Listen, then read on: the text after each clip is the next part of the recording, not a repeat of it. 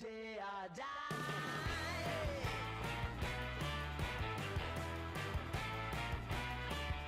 Hey, swing those hips around.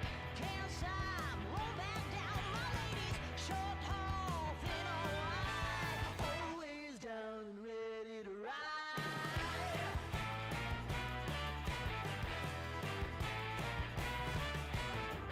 One by one, billion by billion, been holding up half the sky.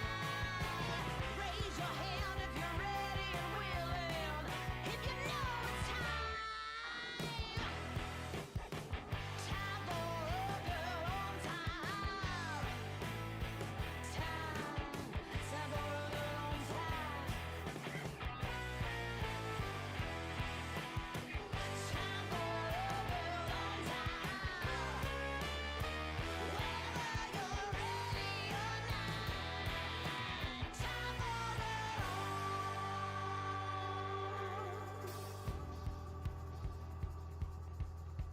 break free of history. This train is racing straight ahead. No man can do like I can. I'm the queen of the land. Haters gonna hate. Won't be sorry now. Shoot me down, but I'll rise again. I'm laying down the law and you've been served. One by one, billion by billion, been holding up half the sky. Raise your hand if you're ready and willing, if you know it's time. Time for a girl on time. Time for a girl on time. Time for a girl on time. Whether you're ready or not, time for a girl on time. Whether you're ready or not, time for a girl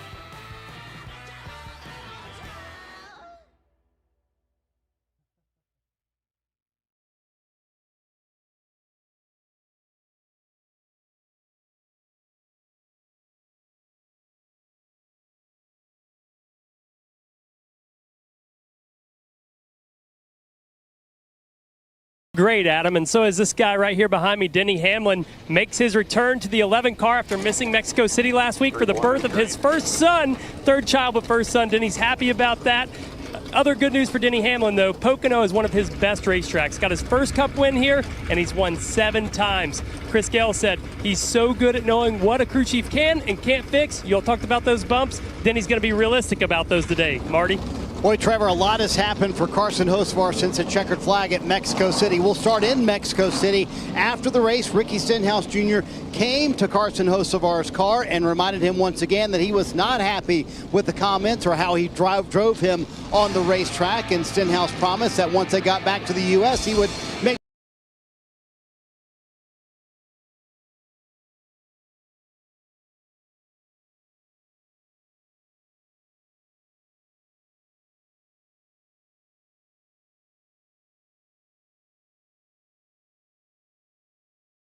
talked to Carson moments ago. He said he obviously regrets what happened with the comments about the country of Mexico. But number two, he said he's done a really good job this year of kind of compartmentalizing what happens off the track versus what happens on the track. He also got to run the Truck Series race yesterday, Adam, and he told me that was really big. He could put all the events of the week behind him, and when he's in the car, that's all he's worried about, going fast. Going fast, going forward, something he seems to do on a regular basis. 77, one of those out in group number 1. 25 minutes on the board for group 1. We'll do 25 minutes for group 2. Then we'll line them up. Single car, 1 round qualifying at Pocono. All of your teammates that are in the second group are watching everything you're doing, trying to understand, getting comments about the balance of the car, what they may be able to adjust for their cars to try to get their cars to handle better when they fire off in that next group. Gonna ride on board with Denny Hamlin, Logitech camera there. Coming off of turn 1, down the back straightaway toward the tunnel. Watch him riding and bouncing. A few bumps here toward the braking zone. Bam. Bam, bam, bouncing pretty hard there and then lifting. Big bumps right here through that tunnel. Kind of gets the car uncomfortable. You got to get through there really good to be able to get down this next straightaway and off into turn 3. We'll see drivers run the bottom in turn 3, but also up the racetrack a little bit. They sprayed this racetrack with a resin years ago. They haven't done it in the last year or two, so it's still got some grip that we saw the Xfinity cars using in their practice just a bit earlier. Longest straightaway in NASCAR right here off into turn 1. Try not to think about how fast you're going. We have to enter this corner. Try not to think about all the people that have been most intimidating parts of the entire season for drivers. Not only do you have to deal with that, but going through this tunnel over and over. Never really getting it perfect. These bumps throw the car around, make the car uncomfortable. Kyle Larson just went top of the board. And just as I say that, Hamlin P1. Now Riley Herbst, they continue to move around at the top here in Group 1. Look at the 5. Despite looking at the end result of his races here, this has been a track where you just kind of feel like he can come out, perform, get it done. Yeah, well, Larson and Hamlin have had their disagreements here at Pocono before, but he has to be a favorite heading in. I'm just waiting for this 5 to kind of re-emerge as the favorite we saw earlier in the year. You know, he's just been a little bit quiet the last few weeks.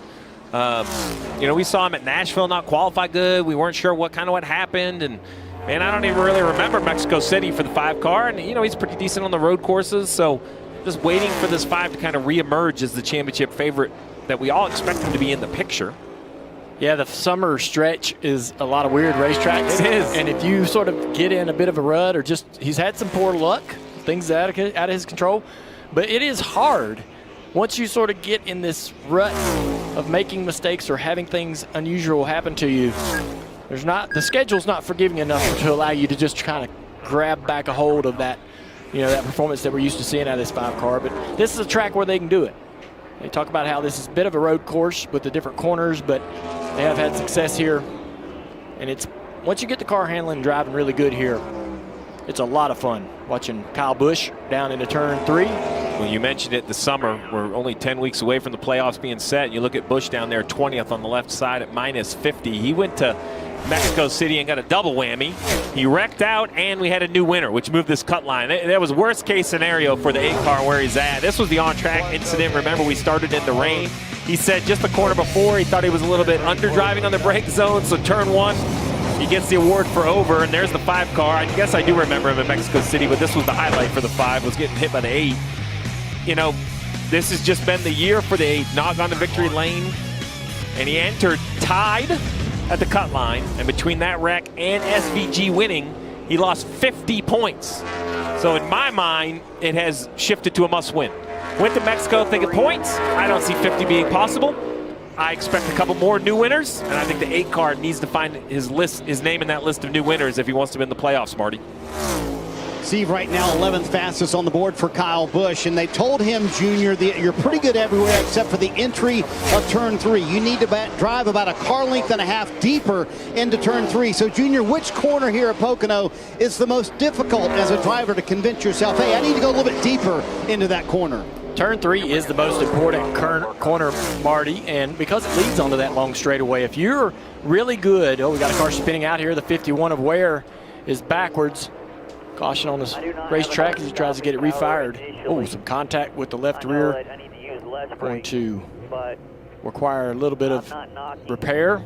You just talked about turn 3, and that was the exit of it. So the turn that's the most important, I think everyone would agree, is turn 3 because of the long straightaway. Where are the passing opportunities? In turn 1, right? And so you've got to get through turn 3 well enough to create the run and momentum to be able to get up alongside somebody down this long straightaway and take that position down in turn 1. It's a long process that plays out, or you set it up on entry to 3.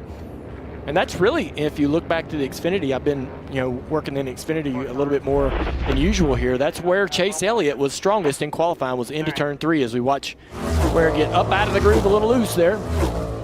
Man, you don't have to say a little more than usual. You can sell it out there. You're going to be on the pit box for Connor Zillett. Adam, he was downplaying it. Yeah, his man qualified 9th. He'll be a player later today.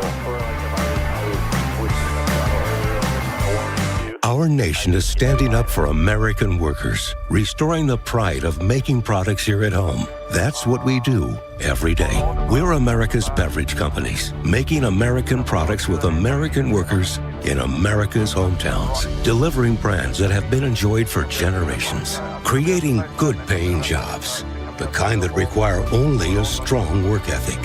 Because we believe in the promise of America and the people who make it great.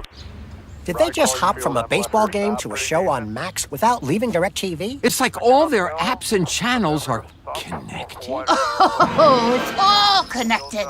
Shows, movies, sports, cooking shows. Is she talking to us? Tell me, how does DirecTV put all your favorite stuff on one home screen? Uncanny content suggestions based on your watch history? Or mind control? Were you recently electrocuted? Introducing genre packs starting at $34.99. Well, I, for one, am intrigued. Good morning, folks. It's a beautiful day here at the 500 Club. Good luck beating that one. Yeah, but no shot you beat me. And they're off. Oh, just a slight rub. Unload balances. Okay, you ready to go? Yeah, we're just going to take our pictures, get a good look at all of our travels, let these tires cool for just a second, and then we'll be ready.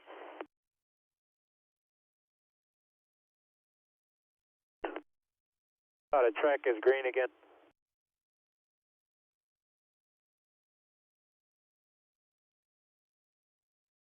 All the quarters. Yep, 10-4. You're hitting roadblocks in the tunnel? No, I don't think so in the tunnel. Just down the straightaway, the front stretch.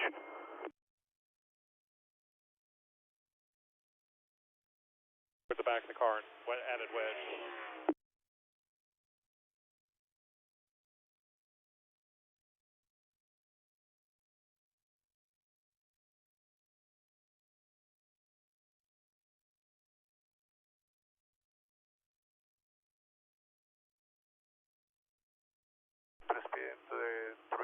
What do you think?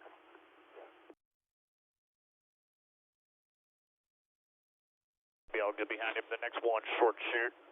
Behind him, plenty of room out there. Left side's a conceal line.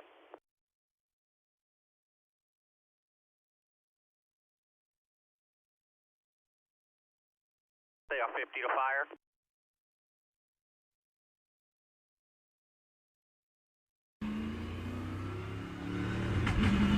Last lap was going to be, that would be pretty solid. We'll see where these other guys go and keep them posted.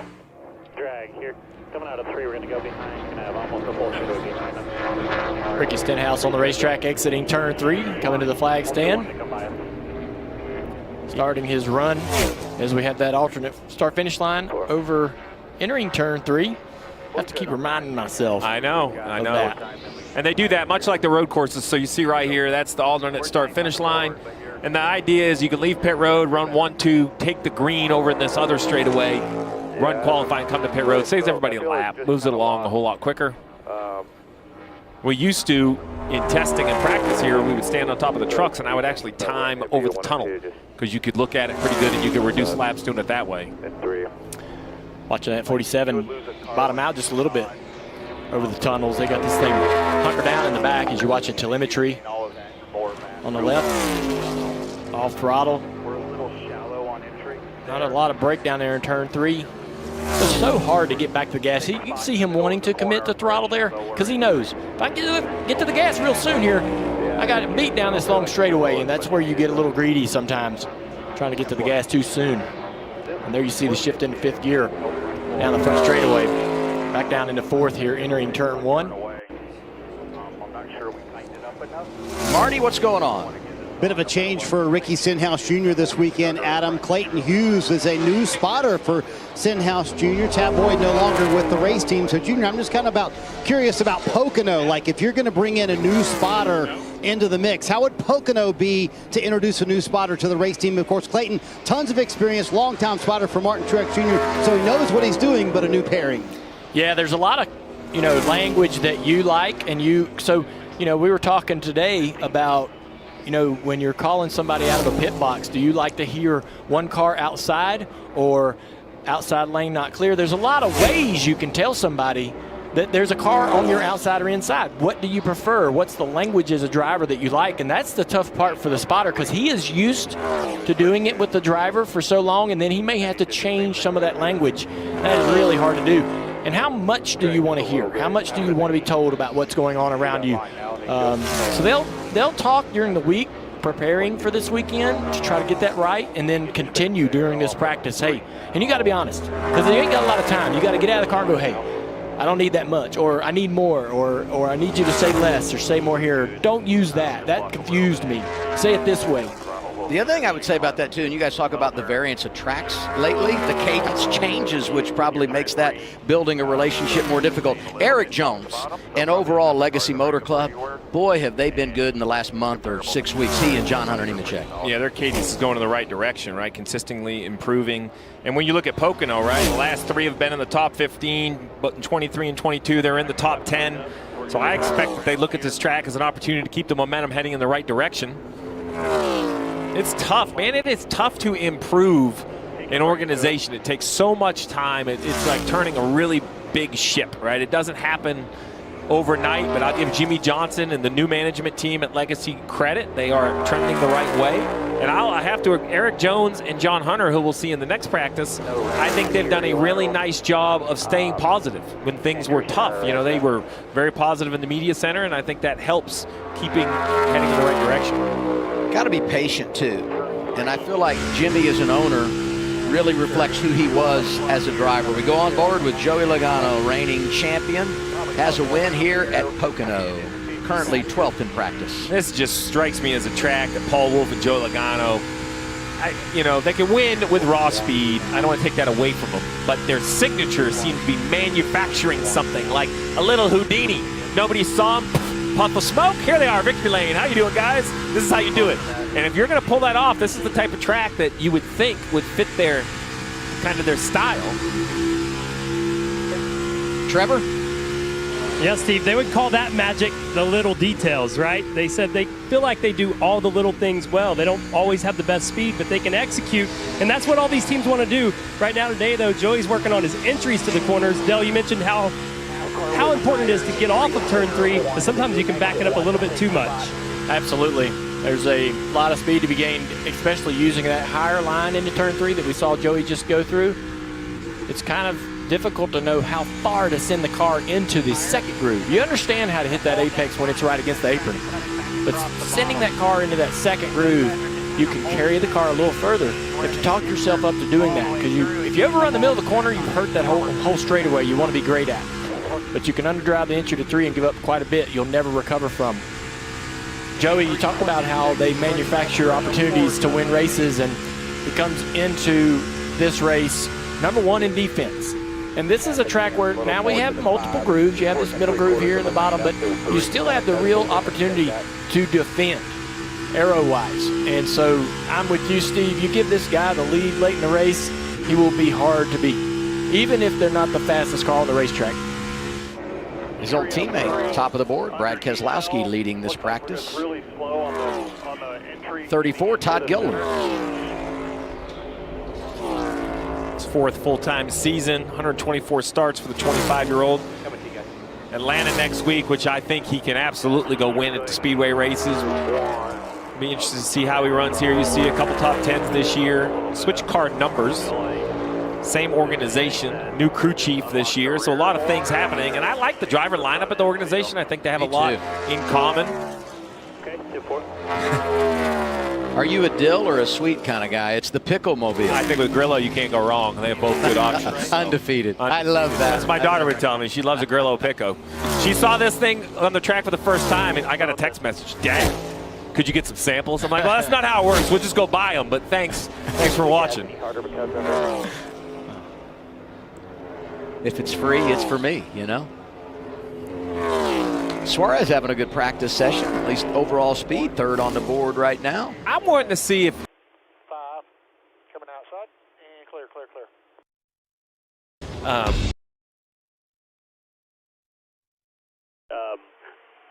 I feel like we're top 5 type pace, but we need a little bit more.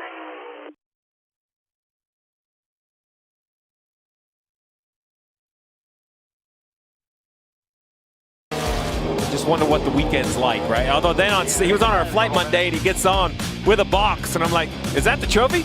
Yes, he was carrying the trophy. I know that he was excited to take us all there, but yeah, I agree with you. He's got to feel like a weight's kind of lifted off his shoulder. I'm sure he was anticipating that weekend, unlike anybody else in the series. Right now, he's beyond that point, can get back to really kind of finishing out the regular season, trying to get some things done here. Trevor. Yeah, Dale, when I talked to Suarez about that weekend, he said it was as big as competing for a championship for him. The level of pressure he felt going into the weekend, the level of satisfaction he got with that win in your car on Saturday. But here today, right now, he's battling with a little dardiness down these straightaways. You mentioned how long they are, but they're also really flat. That takes load off the car. I don't know if you've ever had that, Dale, but I've parked the car here before in practice and said, we got to work on the front end. This thing's darting all over the place. Yeah, you definitely don't want the front end to kind of wander around on the straightaway. You know, sometimes the toe settings can allow the car to kind of wander without movement in the steering wheel.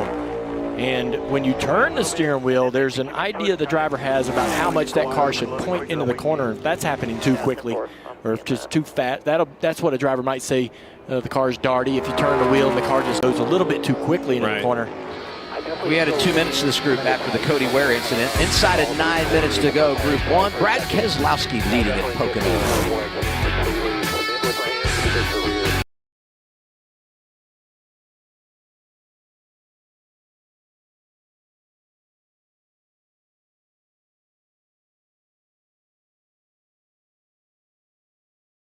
But then I still get pretty free, like as I commit to the gas and keep wheeling it for exit.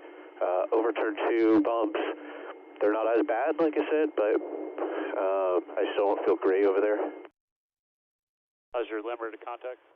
I mean, limiter contact's there for sure, but I don't know. I definitely feel like we gave up some. Did you guys actually raise the left rear right there? The tunnel, and then, man, I do not trust it at all through the tunnel. Like, it's just knocking me sideways. Yeah, so at the mercy of rear, like limiter? Like, I don't know if it's limiter spikes or it just feels like the bumps just like kick me out of the racetrack and I just get sideways. And now, like, as the run goes, like, I just like land tighter into it, so it makes that loose moment sketchier. Yeah, 10-4. Was your, like, front a little bit better there? Yeah, definitely a little better in, like, 1 and 3, but not where it needs to be. Especially with, like, I cannot create any more shape or else I'm in the marbles are going to wreck. Yeah, your shape is plenty fine. Just you're cutting across, trying to get to the bottom. The best cars are entering with the same shape, but they're just kind of plowing into the right front, keeping that distance up. They're not trying to roll, you know, the apex and get low, and it's just you're creating better shape center exit, but there's not speed in it, you know. So yeah, like I have to get down. So like if I land in that shit, like I get my tight moment's too big to where I will then end up in the marbles. Is the reason for me cutting down.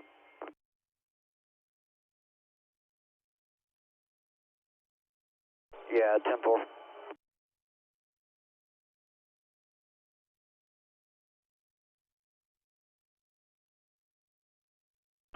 I'm good.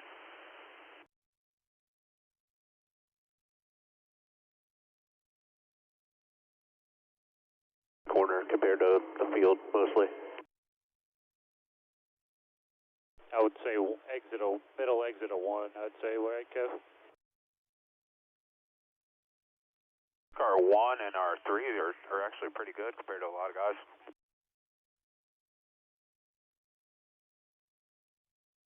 On track and do that other deal we talked about.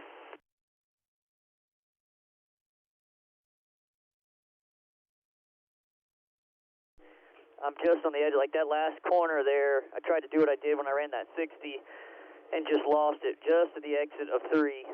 Turn 2, I tried to arc out. The winner because, you know, new tires just aren't an advantage. So now it's going to be all about fuel, all about track position. We're going to just exhaust you on Sunday, showing you different ways that drivers are saving gas by not shifting. You're going to have to execute a strategy that your crew chief has laid out.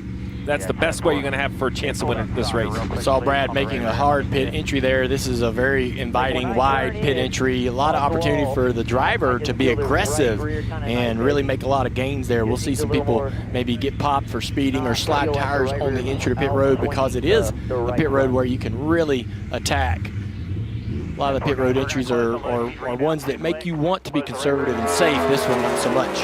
You can go after it. So Larson getting a little time in traffic. We talk about, you mentioned Logano blocking. So, you know, how do you make this work here at Pocono? What's the trick to passing? The long straightaways and the corners. You're going to use arrow, right? And it starts on the straightaway. Much like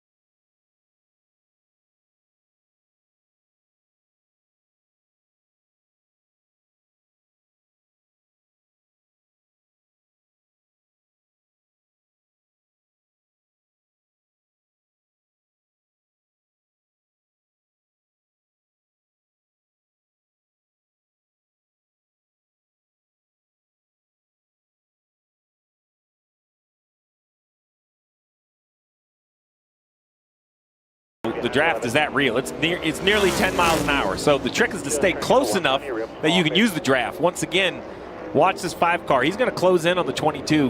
The draft is very interesting in these cars. But then, a little lower. Yeah, just offset just a half a car. And that does help. I mean, you'll take anything you can get to increase the probability of getting more grip through the corner. Down here in this corner, you can see a big difference in the offset, and the 5 drives right toward him in the middle of the corner here. Our own corner entry, he gained quite a bit. Now the 22 has the momentum off of the top, and he'll try to drag him down the straightaway. Trevor. Yeah, guys, this is something we see out of Kyle Larson quite often in practice. I know some drivers have the mentality of find me a hole. I want clean air to know what these changes do to my car. But Kyle loves to get behind somebody and see what it's going to be in traffic. Another thing these teams are talking about is just the tire. I know you mentioned it a little bit ago with the lack of fall off. Fastest lap for Keselowski on lap 9. But also, they're about 2/10 faster right now than the fastest lap we saw in practice last year. Could affect some fuel mileage. That is a great point, Trevor. The faster you go, the more fuel you burn. And you're more conservative you have to be on tire pressure. We haven't seen an issue yet, but this is a track where you could see some rear tire failures. Let's look at these top speeds again. We'll see if these two are nice enough to give us one more trip down the front stretch. Logano should enter the straightaway faster because he had clean air, right? So you see a couple miles an hour faster, but then watch these cross over. Like at some point, Larson is going to have more top speed than Logano into the straightaway. Logano should top out in the high 180s. I bet Larson gets into the 190s. Yeah. There you go, probably 3 miles an hour, 4 miles an hour faster for the trailing car. He just needs to be better through turn 3 to stay closer. Now you see him moving up the banking, trying to get that air. I think Larson's. This is pretty valuable information, though, because this is what you're going to fight tomorrow. Let's get an update from Marty. Adam, it's been a tough practice for Zane Smith and the 38 team trying to make another run and another swing at it here at Pocono. What's going on? Listen to the radio. Into the tunnel, I'm fine on entry. Just I know I like have to brace for some of the bumps. Knocks me sideways, like very close to spinning out, and then on top of that, like back is a little out of the track. Close to spinning out through the tunnel turn. That doesn't sound like fun, Steve, but Ryan Berginti has made several big swings at the 38 car. Still has not found that speed. But how difficult is it when your driver's saying that, Steve, and you only have 25 minutes to fix it? Well, it's difficult to fix, and the other problem is these 3 corners. Dale talked about the priority, but they're also very just different dynamically for what the car wants. So turn 3, long, flat, and sweeping. So not a lot pushing the car into the racetrack vertically, just as kind of pushing you into the doors, you imagine, trying to slide out. The back tries to slide. And then look at this. This is the tunnel right here. So the rest of the track is reasonably smooth. And this part right here, just watch how hard the back of this car bounces. I mean, that smoke you're seeing is either the diffuser or the rub block hitting the racetrack.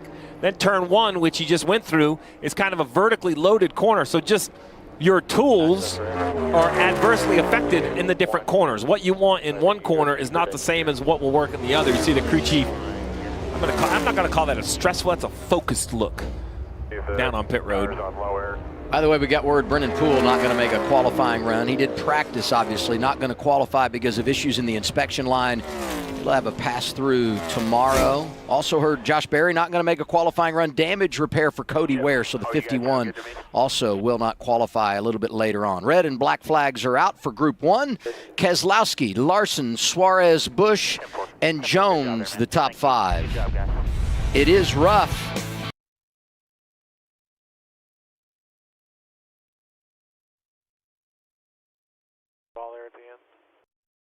I saw that it was happening, but I didn't watch it.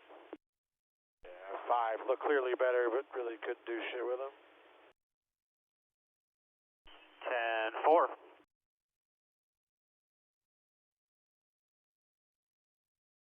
Get in here, let's hop out. We'll talk about it.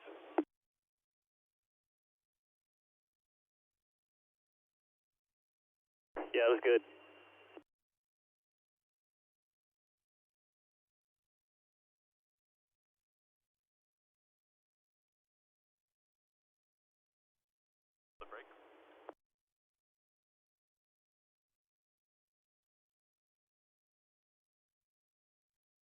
I'd say about a half a second of fall off in 5 laps, and then with the refire, like you said, everyone kind of picked it. Copy.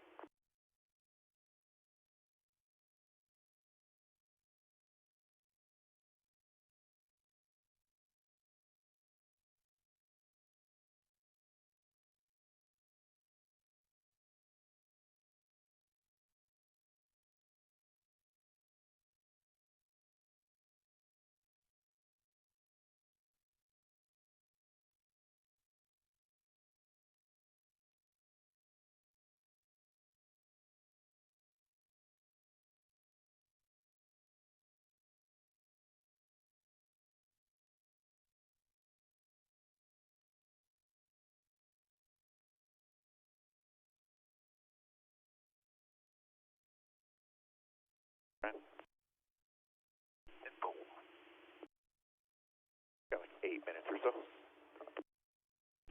Simple. First lap or so, between the two seams, entry to 3 if you take the green, and then you can split it on exit, same in 1. And then it's pretty much between the two seams it looked like after that. And then in 6-7 laps they all started moving around.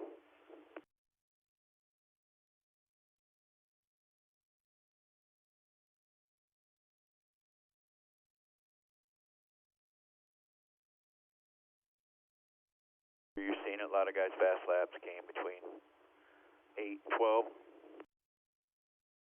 Yeah, copy.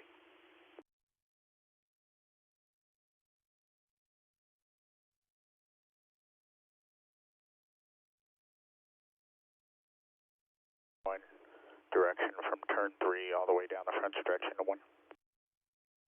Copy, tailwind.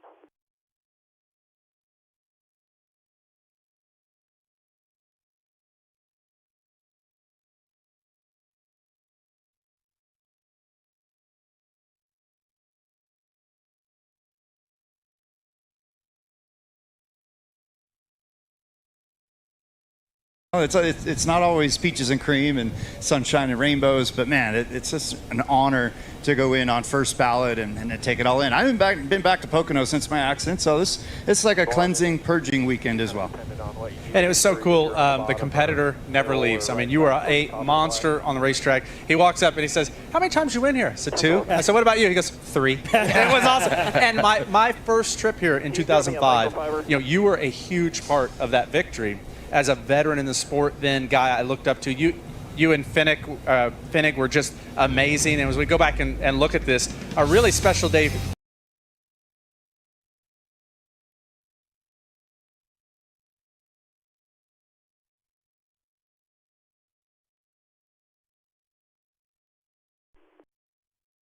Yep, I got you. Grit and that courage to go up to a veteran and ask them for advice, and then to trust the veteran.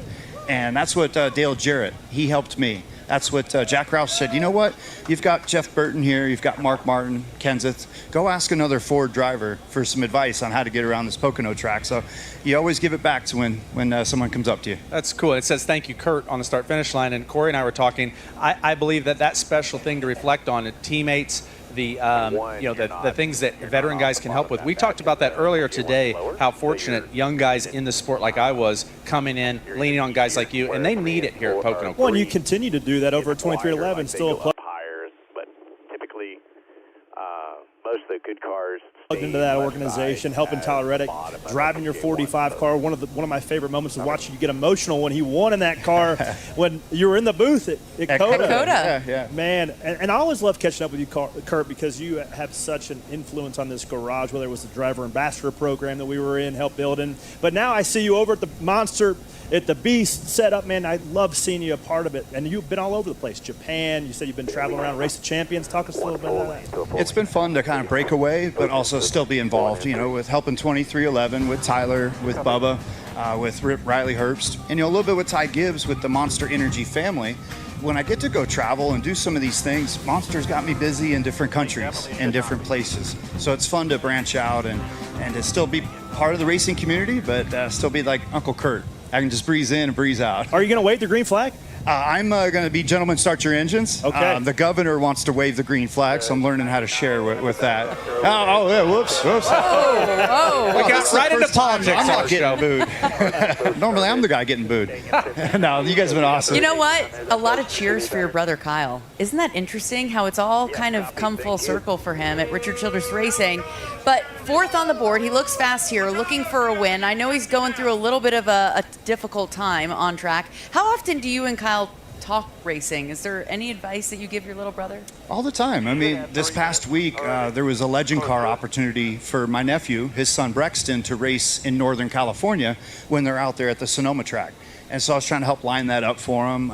If it's decals or sponsorship or even a corporation, if there's a chance to help Brexton's career move forward, those are things that I'm doing behind the scenes, but not all that much. I mean, Kyle's got it under control, and yeah, I'm seeing the slump from the 8 car and the 3 car this year, but those things happen, right, Carl? I mean, you're on top of your game one year, you come back to the track the next year, and you're like, why am I 20th on the board? It happens. Another thing, this track, in particular, it really rewards the full team, but the driver's a huge part of it. Could you tell the fans a little bit about, your success here, the things you focused on, all 3 different corners, relying on strategy, teammates, restarts, all the stuff that makes you successful here? What's unique is the 3 wins that I had here. You have 2. What was your favorite corner when those 2 wins happened? Mine was turn 2. Yeah, mine was 1. I love going in there and working the bumps and trying to get down that back straightaway. And that's for the restarts. The restarts, turn 1, that's the most important part on being able to go low, go middle, go high. And then the tunnel turn, to me, if you keep your speed through there, that's your best lap time. But of course, they always say turn 3, the long front straightaway, you got to get that clean exit off of turn 3, and that's most important for making passes and for qualifying as well. That's actually how I found trouble when I wrecked. Is I was coming to the green to take my lap, and they said that I was already 7/10 ahead on speed, just coming to the green. And of course, the car didn't want to hold it. She came out from the razor edge of grip, man. You're flirting with it every lap around here. Yeah, this place is fun, though. It's one of those most unique places. And like you said, you can't get experience here. Trucks never used to race here. Right. ARCA barely raced here. And so you had to come here as a rookie and cup and grind your way through it. That's why I came to you. Thanks again, man. Thanks for being here. Of course. The Grand Marshal for tomorrow's NASCAR Cup Series race at Pocono. Your 2 Yeah, 53.25, lap 9 for the 6 car, and a 36 for the 5 on lap 12. The 99 ran a 41 on lap 2.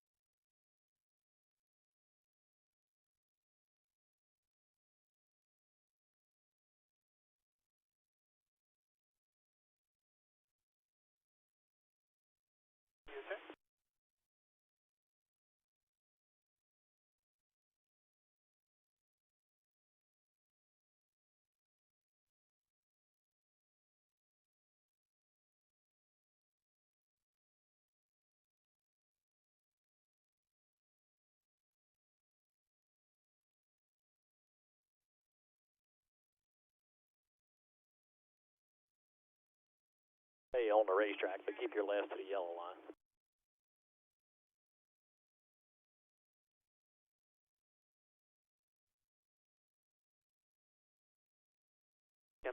I've been counting it down.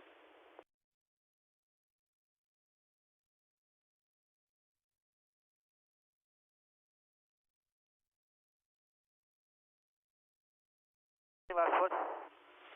We'll let him know 5, 10, 15, and then 20 will be good. Copy.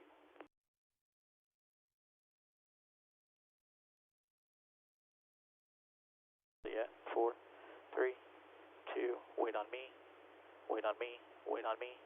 You're creeping, go, go. Just roll with Chris. 71, 42, 41 behind you.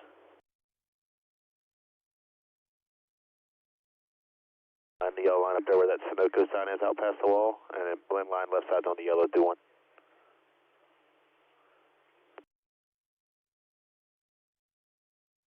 The yellow line through 1. Out to 24. Cars rolling, Group 2 practice. He's off of 1 now.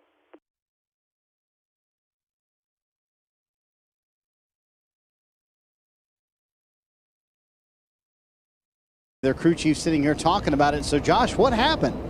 Yeah, we were just kind of getting up to speed there, and feel like we had some sort of failure with the diffuser. Obviously, it's hard to tell if we ran something over, if it hit the racetrack a little too hard or something like that. But basically, the diffuser broke.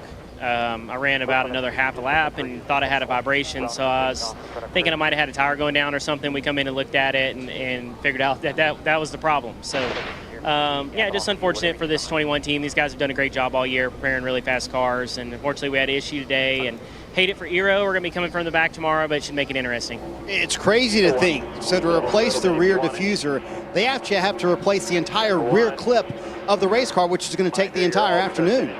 Yeah, this is all pretty new to me still, but I guess the damaged the brackets on the clip that hold the diffuser up. So there's really no other option, I guess, other than just kind of punting and just trying to fix it the best they can. So, like I said, I got one of the best groups in the garage here. These guys have done a great job for me all year long. I know they're going to get this car fixed up right, and we'll go to work tomorrow. Group 2 on the track. So, Steve, as it will go, they'll pull the backup car off, take the rear clip off the backup car, and then put it on this primary for Josh Berry tomorrow. So Josh did a nice job. So, the diffuser itself can be swapped without changing the rear clip, but apparently it's the bracket. So the diffuser is this entire carbon fiber piece right here. The strakes are molded into it, these vertical carbon fiber pieces here. That's what you see actually bottom out and smoke when it hits the racetrack. So I guess what they don't know and what we don't know is, and you can actually see if we zoom in on those strakes more on the right side right there, you see how they're gray at the bottom right here where I'm looking? That's because they've hit the racetrack. So, it's the chicken or the egg, right? Did the diffuser hit the ground so hard that it was pushed up and damaged the brackets, or were the brackets damaged, allowing the diffuser to be pulled down by the air, and that's why they hit so hard right here? But you see, that one's not bad, but that is every vertical kind of straight hitting at once. That's harder than you would expect in that corner. I mean, look at the racetrack. You see all the grooves. This is a lot of work for this 21 car. Group 2 practice rolling. 88 Shane Van Gisbergen. Big win last Sunday in Mexico City, putting himself in the playoffs. I saw Steven Durant, the crew chief, and congratulated him, and I told him the story. When I was fortunate enough to win my first race with Gordon at Martinsville, Chad Canals was nice enough. He texted me and he said, "Hey, congratulations, you won a race. You can work in the garage kind of forever." Then an hour later, he texted me back. He goes, "Actually, it was Jeff Gordon at Martinsville, so it's like a half a win. It doesn't quite count yet." So I told Steven, I said, "Hey, congratulations, but I'm only giving you a half a win because the guy in the seat is dang near unbelievable in the road courses." But the crew did its job, car did its job, and SVG absolutely did his job. Yeah, he sure did. And talked to him this week after that win. Talked to him about how he's improved on the road courses, or on the ovals actually. And we're not in an oval, but this is sort of a hybrid between road course and oval. And he says, you know, going out on the racetrack against the rest of the field, I am not firing off with speed. That's what I got to work on. I'm out there learning, exploring the racetrack. By lap 8 or 10, I can run the lap time comparable to my teammates, but I'm way down the board because I don't go out there and fire off as it gets really close to the wall, exit of 3 there. So that's, if anything, he would love to improve on being able to hit the track in practice and go out there and run the maximum potential lap for this car so that he could be in that top 15. And then when he gets to qualifying later today, he only has to find a half a second instead of trying to find a second and a half to his teammates. Here's that moment. Yeah, the concern is these moments right here, to Dale's point, right? If he goes too quick, too early, you can make a mistake that then you don't get any more laps, and that's the risk. Well, the good thing I think too today is that this tire doesn't have a lot of fall off, so there's potential for him to find the speed, finally get himself up the board a little bit in practice, get that confidence as we're riding on board with William Byron. He's gone to the top of the board by a half a second faster than we saw in Group 1. And what a season for him. Best on average start, finish, average running position, laps led, he's second. Got a great average here at Pocono as well. Top 8 right now coming from Group 2 practice. Yeah, and I love that conversation, I think, between the Larson and the Byron camp of where is each driver in terms of positioning themselves for that run to the championship. I would assume that both of them think they got a really great shot at it, but right now Byron seems to have a bit of the upper hand.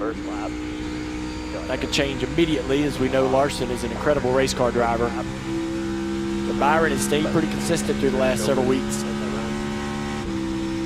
What do you have, Trevor? Yeah, guys, a driver missing from our leaderboard is the 20 of Christopher Bell, and that's because when he fired up his Toyota to go on track, he had no power steering. They're under the hood, changing the pump on that car now and hoping they can get it done in time to get a couple laps. That can be frustrating, and you hope the pump is the issue.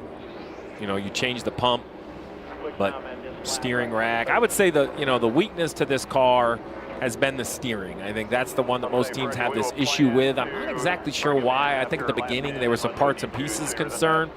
I'm not sure that's as clear as it once was. I still think it, we talk about how close the field is. I think these teams, there's not extra assist. That power steering pump is built specific for what it's trying to do, and I would also add that it's not easy to work on when there is an issue, right? There's everything's on top of everything. You got to pull a lot of things out of the way to be able to get to certain parts, and the steering and having that rack come out. A lot of things got to come out of the way before you can get to that point. See Cindric on track, the other Penske car, Blaney. This is going through the bumps. Take a look at this, into the tunnel, and watch Blaney's work on the right. Oh boy. That is a big correction in one of the most, if not the most difficult corner. Back on board live now. We'll see how he does. You mentioned how everything's on top of one another, Dale. National Association of Stock Car Auto Racing. Everyone remembers back in the 50s and 60s when these were stock cars. I opened the hood on the first next-gen car. I'm like, I feel like this is more stock than ever because this is like what my car looks like at home. I open the hood, there's a big plastic cover covering everything. When you open the hood on one of these and the air box and the air induction, you just can't see anything you were trying to work on. Yeah, we noticed the car struggling over the bumps in the tunnel, and I think back to maybe Nashville in practice. Seemed like maybe the Penske group, I feel like that was where they hit. It was one of those races. Actually, it might have been Charlotte where they had tested. They showed up the race in practice, and they were all struggling a little bit. Cars a little bit too low, too much contact with the racetrack, hitting roadblocks and all types of things. Even the 21 of Josh Berry struggled in practice at Charlotte. And this is another track where I feel like possibly they came a little bit aggressive on the rear travel. It's interesting, when Penske won here last year with Ryan Blaney, that was their first Pocono victory since Brad Keselowski won in 2011. So it had been a while for the captain at this place. Well, I think at this point, it was early in Ryan Blaney's career, but it was kind of only a matter of time, and it was here where he pulled it off, driving that 21. You were just talking about Josh Berry in it now for the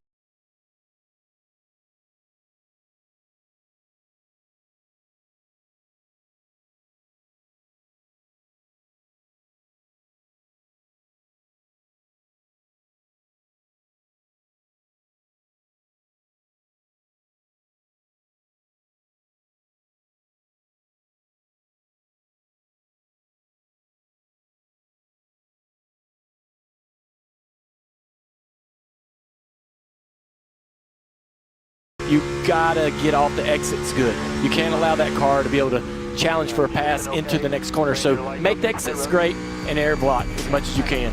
4 minutes in, Group 2 practice. Byron Wall.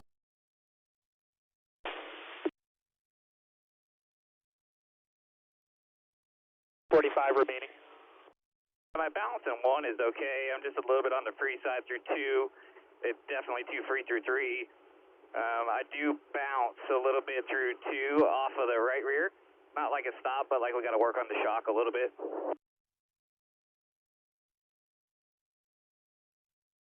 The lift point, you break the same pressure.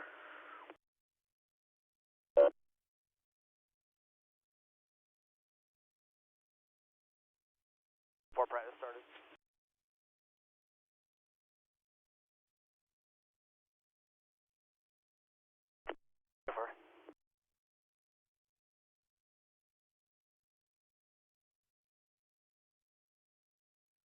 Left side's on the L21. Next one behind you is just off of 3.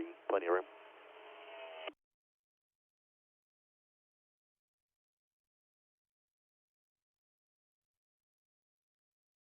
Maybe coming with you out front. You're all good. Are we supposed to be fucking pitting? Yeah. Why? Because we were planning to run 10 laps so we could make an adjustment for it being tight there. Okay, my bad. I was just in a fucking rhythm. Holy shit. What the fuck are we doing? Copy. Welcome back to an oval, boys. Hello. Nice to see you.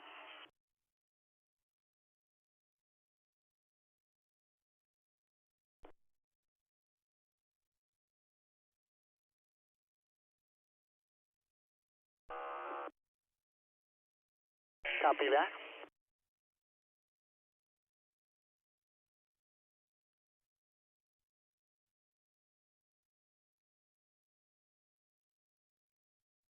Was 10 complete on tires, 10.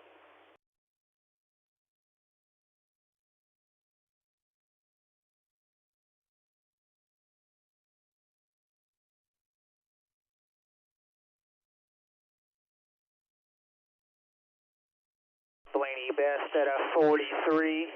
He's the only one to really compare to right now.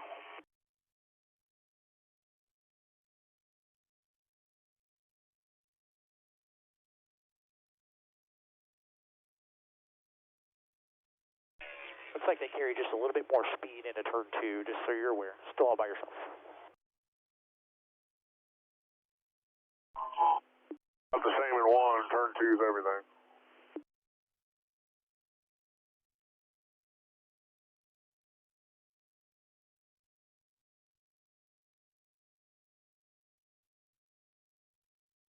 Really good pace there. That's P1 on pace.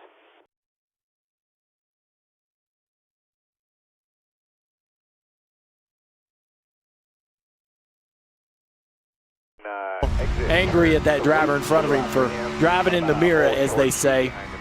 And so that'll be a lot of fun. We'll hear a lot of great radio throughout the day. Now they're just driving out the camera. That rear view camera. They're so good. They're as good driving out the back window as they are the front. On board Chase Briscoe, 13th is where he is on our scoring pylon. As we watch these guys run laps, and we're going to come up on qualifying here in a bit. You see all those nice puffy clouds up there in the sky. You're going to hope that when you go out there to make your lap, you're going to have a little bit of shade on the racetrack. I've noticed today that any shade on the racetrack really has cooled off this racetrack and made the racetrack more comfortable, being able to produce a faster lap. Now, it's a huge track. You're going to ask for a lot of luck to be able to get the entire track tamped down with cloud cover, but we had a really clear sky earlier this morning when Xfinity started. Now we're through Xfinity into the Cup practices, and that cloud cover is starting to thicken up a little bit. I think qualifying here may be one of the more difficult ones because a mistake is so magnified. You know, if you make a bobble in a corner or the car just doesn't do what you want, if you go to lean on it, you know, Dale, you were talking about having to get the corner exits right when you're driving in the position of the race and trying to block, but it's the same way qualifying. If you go down here into turn 1, you get a little loose right here and you don't get back to the gas, and you're a mile an hour off, you're a mile an hour off down this entire straightaway. I mean, look how long the straightaway is, and you're going to see today when we put the comparison up, you know, when you leave the corner and it's whichever way it's trending, it stays trending that way. If you had a great corner, you keep going in the green. If you had a bad corner and you're losing time, man, it just falls off the face of the earth as you run that long straightaway. We've got the 5-lap average in on the scoring pylon. You look at William Byron, 2/10 quicker overall than second place Bubba Wallace in the practice session. He's best in 5-lap, and then you go to 10-lap, and he leads there too. So some positive things happening in the 24 camp for a driver that's got the best overall average finish at Pocono when you look at the history of his time here. Trevor? Yeah, guys, that 10-lap average is still a 10th better than the fastest time we saw in practice last year. Faster than the qualifying times last year by a 10th and a half. Unique issue on the 24 right now, though. Listen to this. I think my car is really good. I'm just trying to adapt to where the wheel's at.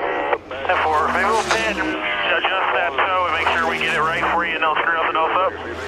I like that, yeah.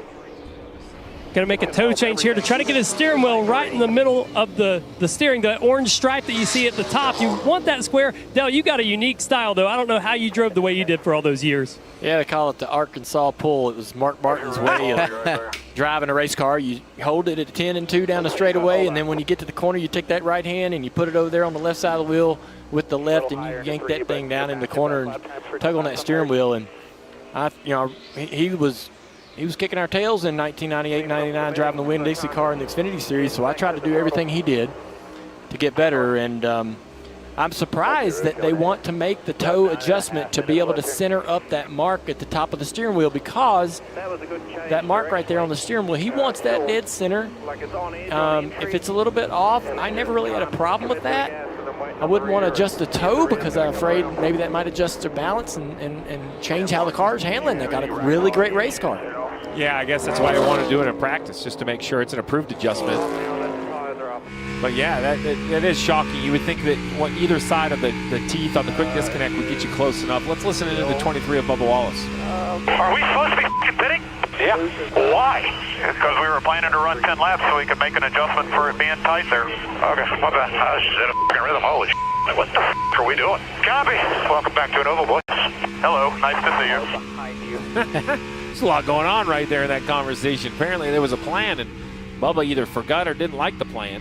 You talk about the marks on the steering wheel. Look on the bottom right. Look, he has 3 marks. So the orange mark is straight ahead. That's how he's going to go down the straightaway. See, straight up for the orange mark. The yellow and the white marks are on the pit stops.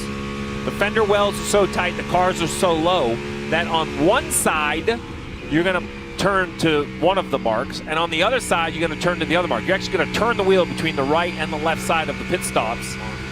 There's a lot going on that steering wheel, though. Mention the fact Bubba's second. Pocono's been a good track for him in recent years. And this team with a really good bounce back. They had those 3 consecutive runs outside the top 30 a month ago. They were starting to work a little bit closer to the playoff cut line, but good rebounds at Nashville, Michigan, and positive effort last week in Mexico City. And as you see the points in now, plus 57. I would say far from comfortable with 10 races to go, but you've got some breathing room. You have breathing room, but the problem is, let's just assume the winners come from below Bubba Wallace, because from above doesn't really move the picture. But from below, let's just say there's 2 new winners. Well, now the cut line is below Briscoe. And now he's only, 19 above Briscoe, right? So that's what I think everybody has to understand is it's like running a marathon, but at any point I can move the finish line. I'm like, oh, try to save a little. Oh, you think you're ahead of pace? Well, what if I just drag this finish line a little bit further out? Now you feel like you're behind pace. That's the problem with this cut line is new winners move it so dramatically. Remember, there's only 16 seats at the table, so we don't know how many are going to get in on points. And some wild card races coming. Next week, Atlanta, the road courses, which can produce some craziness, some new winners, and Daytona at the end of the regular season, Marty. Much like Bubba Wallace, A.J. Allmendinger had a plan for the first run of the day. It was supposed to be 10 laps. It only lasted 4 laps. Here's why. I'm like, it's super slow, right? We're terrible, Trent. F4, what you got? Just back moves, and it's just plowing tight. Just are normal. I don't know if it's just me, but the cars in front of me just look so much easier through the corner. So, Steve, the back end of the story is they were 28th when A.J. Allmendinger came back down pit road and Trent Owens made the first changes on the car. They went back out. He jumped up to 14th. So that's got to be an encouraging thing for the 16 team. Now he just went back down to 15th on the timing chart on the left-hand side of your screen. But the problem, Steve, he said, as soon as I lose front grip, I lose everything. I'm wondering if that's just Pocono or if it's because it's so warm here today this afternoon. Well, yeah, two things. First of all, coming in, making a change and going back out. The concern is I think everybody drives better when it goes back out on hot tires. This tire doesn't lose grip, and I think the warm tires fire off quicker. So did you make the car better, Dale, or did the tires mask the problem you were having? And it sounds like, the front tires going away like that takes it completely out of the driver's hands. When it's uncomfortable in the back, I know it feels riskier, but I think you have an opportunity to drive it closer to its limit and make speed. But when the front tires stop working, you can drive that thing as hard as you want to drive it, but you have to just sit there and wait for the car to change direction. Pretty helpless for a driver to be able to make much time if the front just doesn't work. See the 60 of Ryan Preece enters the weekend, 19 below the cut line. Won a stage last weekend in Mexico City. That helped his cause. Had a penalty that hurt him. And flashing into the screen now, 9 of Chase Elliott, double duty this weekend on the pole for the Xfinity race coming up later today. Driving the 17 for Hendrick Motorsports. Been a good track for him. Third in the practice session right now for driver 9. Yeah, they got to be happy with that. Had really consistent speed throughout the year, but still looking for that front row first place style, go out and win a race speed. And they've been really consistent, waiting on that opportunity, Trevor. Yeah, guys, sometimes drivers want to do double duty at a track where they struggle to get better. But for Chase, he loves this racetrack. He wanted to do it because he ran that 17 car at Darlington. He felt like he'd have a shot to win, obviously proving that with the pole in that race and now third in practice. Also, Pocono in the next-gen car, he's been top 10 every race here. And last week in Mexico, where lots been made of SVG. Ty Gibbs had a good car as well, lost track position, couldn't really go anywhere. I think probably the most impressive car outside of the race winner in the last 20 laps was the 9 of Chase Elliott. He drove from outside the top 10 to the podium in third. I just think it speaks volume of the speed of the 9. The racecraft is really the thing perhaps I forget about when I think of Chase Elliott. In a track where passing seemed to be difficult for some, he pulled it off and made it look effortless. I know it wasn't, but he made it look simple. Passed a lot of cars late last year here. Yeah. And had that speeding penalty. And so he's proven in some situations where tracks that it's difficult to pass. Typically, he's been able to get it done. 42, John Hunter Nemechek. Talked earlier about Eric Jones, his teammate. So good at Legacy Motor Club in recent weeks. Sometimes they kind of pass the baton back and forth. Sometimes it is both, but a tremendous effort for the 42 in Mexico City. Yeah, 6th and was on the right side of the yellow. But, you can easily chalk it up to a good break, but you have to do something with it. They were calling the right strategy. The yellow helped them when it fell in the final stage. And then John Hunter survived the restart and continued that good run and finished 6th. Christopher Bell had some issues on pit road working on the steering of his car, and he's missed a ton of practice, but here he is on the racetrack, finally making laps. 3 minutes left in this practice. He's going to get a little bit of an understanding of the balance of this race car. It's a bit of a deficit to not getting to practice as much as everybody else, but lucky and fortunate just to be able to get out there for a couple corners. See how good he is, right? This will be the first lap of riding on board with it. Going through the tunnel right here, coming to the alternate start-finish line. This is where they'll be qualifying to later. Ran a little bit higher through the tunnel, and if you get up off the bottom of the corner through the tunnel, those bumps are a little bit better. You can actually get the rights up high enough to where they actually don't go through the bumps at all for the most part. So if you're having some discomfort through the tunnel, you can move around and find maybe some improvements.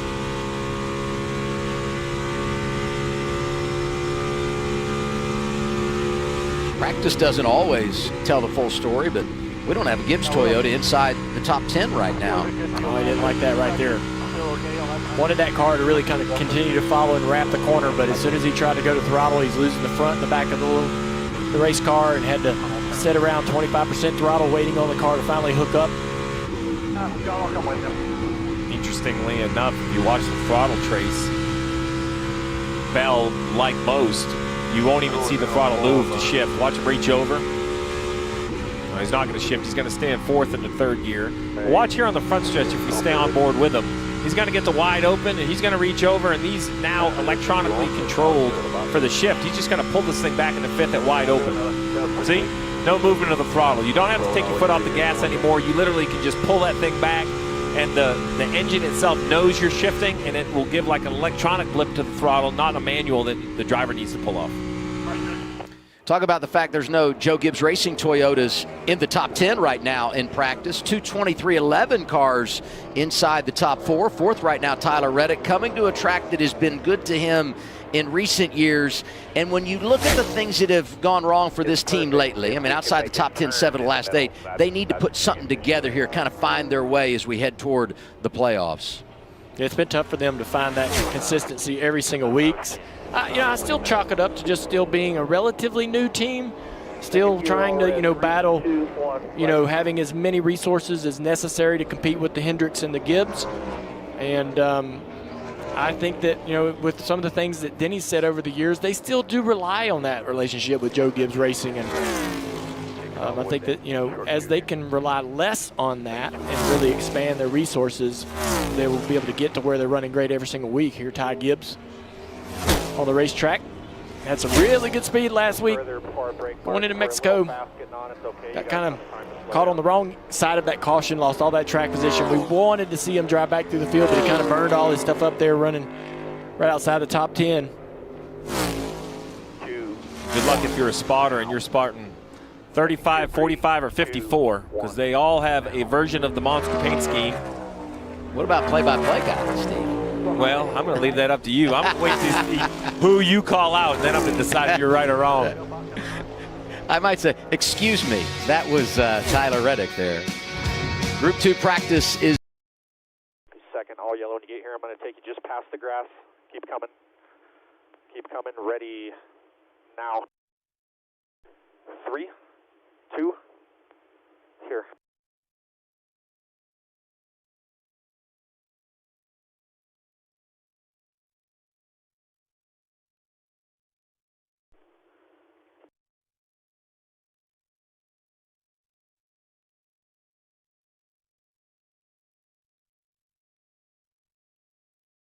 Just an angle getting into 3, but just able to keep turning down and straight out of 3.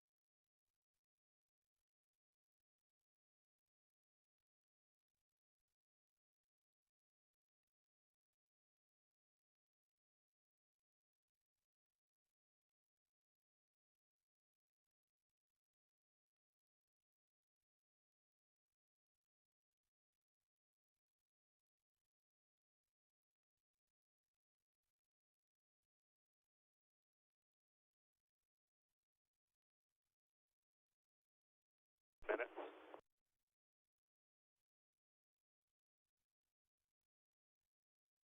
You're on digital when you get down there.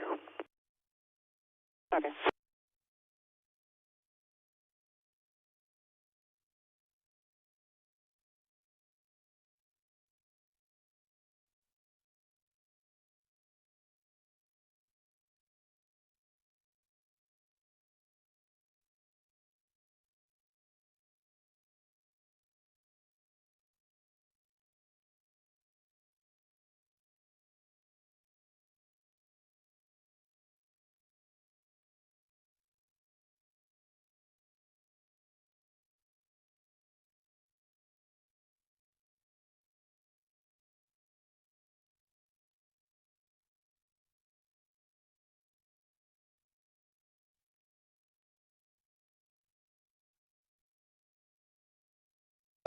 Yeah, we almost got you with that one. So yeah, let's talk race. Whizzed right by the head. Luckily, I was okay.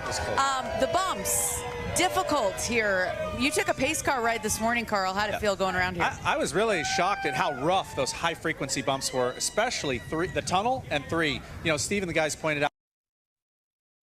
just banging through there, and then off of 3, like Kurt brought up, you know, Hall of Famer, champion, coming off of 3 onto that long straightaway, those bumps are in exactly the wrong place. Absolutely. We also, it looked calm from the outside. We didn't see a lot of action. I can tell you these drivers are just trying to work up to that comfortability level, Carl, because the tunnel turn is tricky.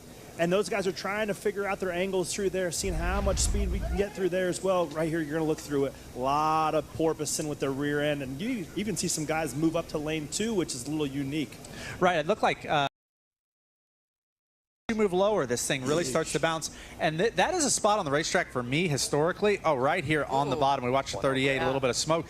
It's such a place where your brain is saying, push the throttle, and your foot's like, nah, I'm not comfortable right now. And as we watch Larson really wrap the line. And even tomorrow, too, as that bottom lane starts to really get rubbered up, you're going to see some guys migrate to that lane 2, which is unique, but that's how less bump, that's how your car gets through there a little bit better, a little bit smoother to keep that momentum up down the short stretch into turn 3. So difficult for the drivers, but what about the guys up on the roof? Carl, why? He's the fastest in the state. In the lot over here last night, I had 2 different drivers. I was standing there talking. The driver where to go, like I don't want to, and the other driver said, well, that's exactly what I trained my spotter to do. This place, it's over 5/8 of a mile turn. There's a lot happening, so you've got to rely on your spotter here more than ever. And I'm starting to see a trend. Back in my day, the spotter didn't tell you where to go. To think that spotters are actually driving the car, saying move low, move high, that's a new variable to sport. Well, also another interesting thing too, Carl. A lot of teams here use 2 spotters. They'll stick somebody down in the camp zone all the way down into turn 1 to be able to call that restart, because like we talked about earlier, restarts are commotion down there. And this guy over here behind us, he can't see all the way down in turn 1. Little deeper entry, not much, but guy a hat and stand on top of his bus, eat a hot dog, and call the restarts. That's how crucial. Yeah, 10-4. After practice, William Byron, then Bubba Wallace. Chase Elliott is third, guys. Who stood out to you? I wrote Byron, fast, period. Yeah. He sat up here, though, at the Coke 600, and he said, I like structure. And I wondered when he talked about his with Steve and Dale, it's like, why would you adjust the toe and change the angles of the fronts? Is it possible that he really just wanted both tires moved for his wheel to be in that specific spot? Man, they spend days on the surface plate with a ferro arm getting that toe. And so I'd be scared to move the toe to get your wheel right. Like Dale said, he's like, sometimes maybe just deal with it, but that's how particular these guys are. And if it's right for William, he will drive it to its limit. That's very interesting. You know, that level of structure and thought and attention to detail, you know, when the fans are watching, that's what makes some of these guys on the pit crews, on the box, in the driver's seat, that makes them great. It's just interesting to see a team accommodate a driver that way. I think that's really special. William Byron, our Daytona 500 champion, still looking for his first win at Pocono. We'll see if it happens tomorrow. Let's send it back upstairs for qualifying. For those. Welcome to Visible, the ultimate wireless hack. It's one line.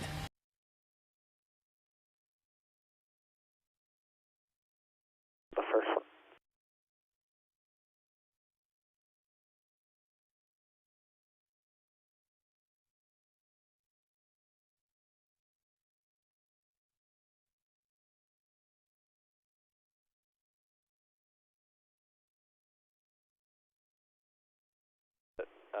You'll still be taking the green at the alternate start-finish, but you'll see the green flag at the start-finish line.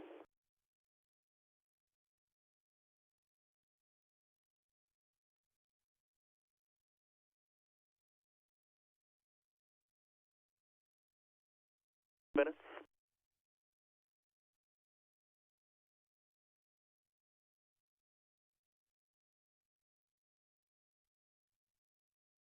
Did with trucks and Xfinity.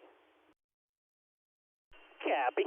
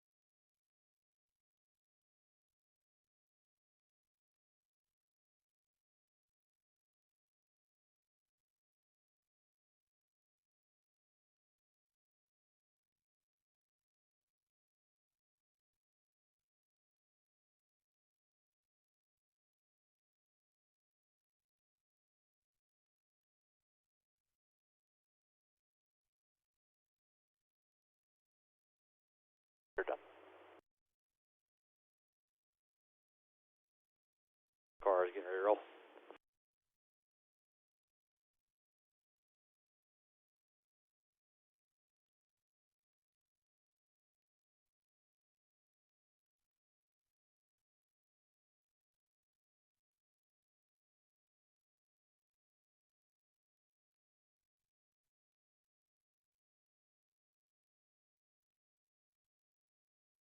You're up front, takes a little pressure off. You just kind of got to not mess it up at that point. Trevor? Yeah, Kyle Larson goes out 11th here today, already in his car, thinking about that lap. Kyle, you've been fast here, a couple second place finishes. Do you have something you can win with today?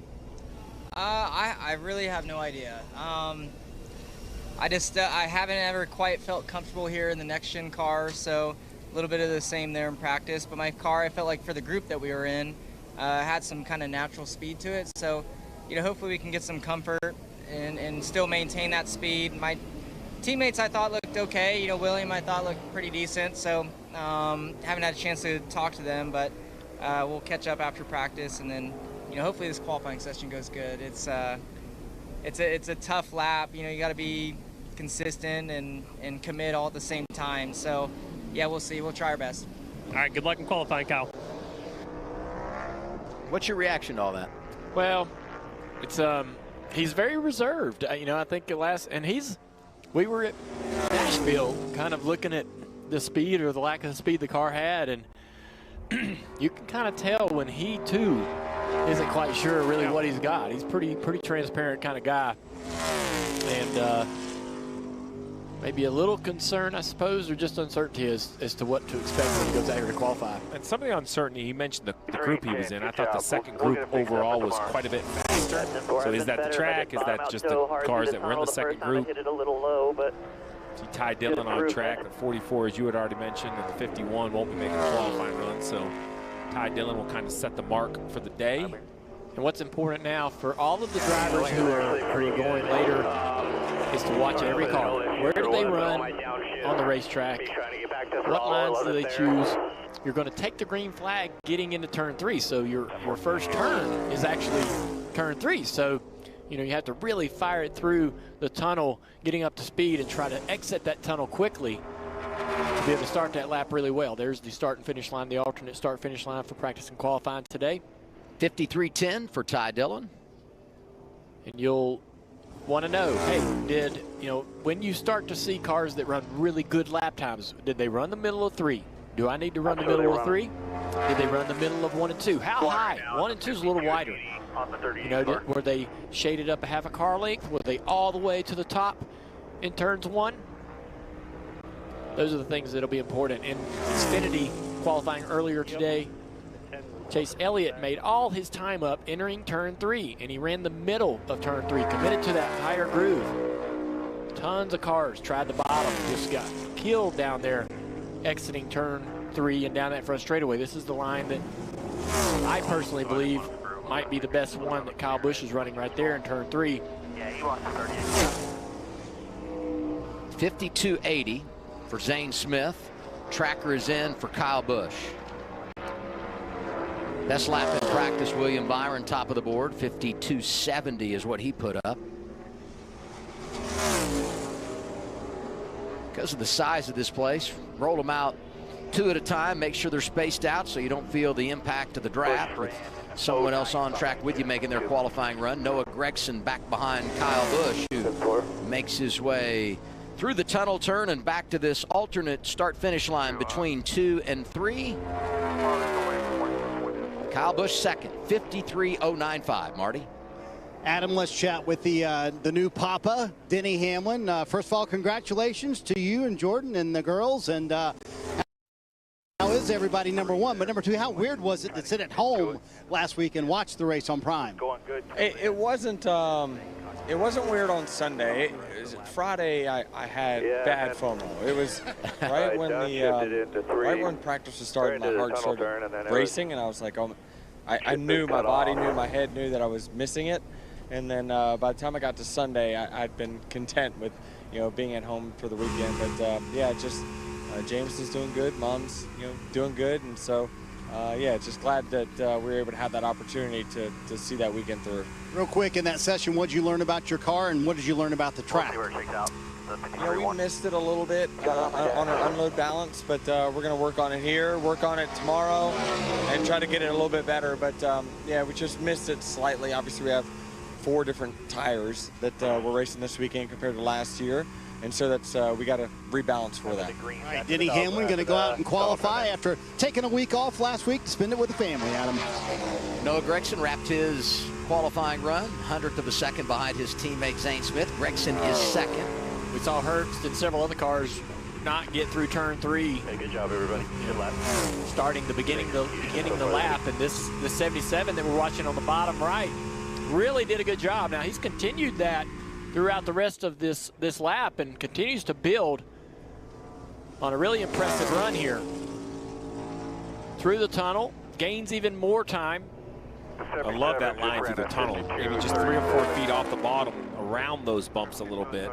And it's, wow, what a lap. First career pole earlier this year for Carson Hocevar, and he's at the top right now, 52.37. Man, that is good for the 77. Who seems to find the headlines on and off track, right? I mean, it doesn't matter, but the one thing he wants to do is continue to have speed, and he's had a lot of that in recent weeks. Here's the 3-car Austin Dillon. Austin up the racetrack a little bit, not quite as much as most, and already you see, just not getting through turn 3 the way he needs to, and it continues to bleed a little bit of time down this long straightaway. You want to see that level off right here. If he's down 3/10, you want to see him try to maintain that through turns 1 and the tunnel. Man, that 77 came to the line. Amazing. Yeah. Brad's almost 3/10 down. He's on the front stretch. Talk about that turn 3, the most important corner. And you can see right now in qualifying how you can already be at a big deficit with still more than half a lap to go by the time you get to turn 1. Austin only really lost a 10 everywhere else. You lost 2.5 tenths or so in turn 3. That's going to be where everybody that is sitting on pit road is going to look at that 77. What did he do down in turn 3? What was, the SMT's a little bit of a bobble for Brad into 3, and you can see the time that it cost him. But everybody's going to be looking at the 77 saying, man, what did he do down there in 3? Let's see what he did. Let's see if we can do it. Last 2 cars to go, second and fourth. Brad Keselowski second, Austin Dillon fourth. Top of the board, Carson Hocevar. Good morning, folks. It's a beautiful day here. All aspects, about 3/4 of a lane up, carried speed in, throttle off, less brake. Copy.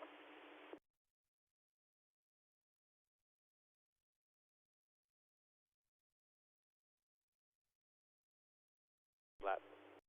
Be interested to see what the 5 does here. It'll give us an indication, but nice job helping pinpoint what we need to work on. Yeah, copy 5, then the 7 next. Yeah, compared to the 6, that was really good. So yeah, copy that. Thank you. Good job down there.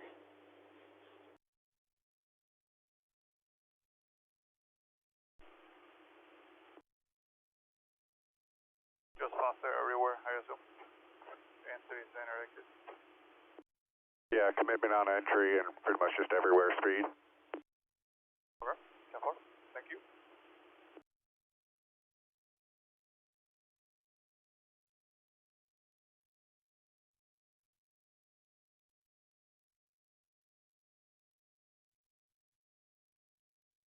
Yeah, majority same spot, turn 1 as well. Copy.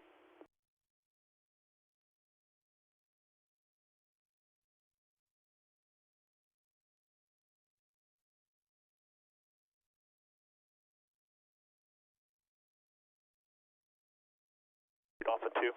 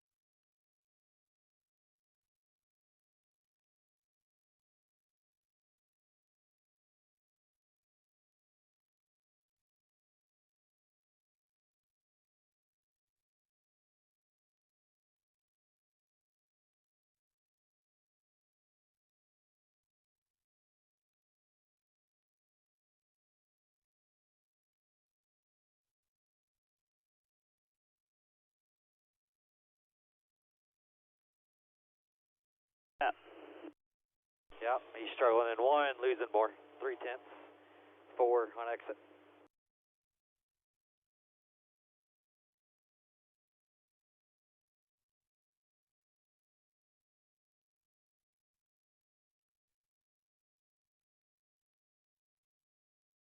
Carried 4th into turn 3 after taking the green. Row that season, and then had the tire go down, hit the wall, and didn't work out for him. In the red as he comes off the corner. Yeah, he tried to get around 3 as good as he could. It's going to cost him a little bit of time. Just about a half a tenth off the 77 exiting the corner, and now another tenth added to that as he's trying to gain that speed back down the straightaway. The 77 Hocevar runs such a good lap. I don't know that he's going to find this speed. It's just struggling. That 1 and 2 was not very good for the 5 car. Lost a chunk of time. This is like 3 or 4 weeks in a row. You and I have talked. We didn't quite believe it was in Nashville. None of us wanted to say he was a little off, because as soon as we say it, he's going to go win and make us look foolish. But now I'm starting to see just a little trend out of this 5. It's just the speed. I mean, we could talk a lot about luck. I mean, he got wrecked last week with the 8 car losing it in turn 1, but it's just not a good qualifying effort at all for Larson. 6 for Larson.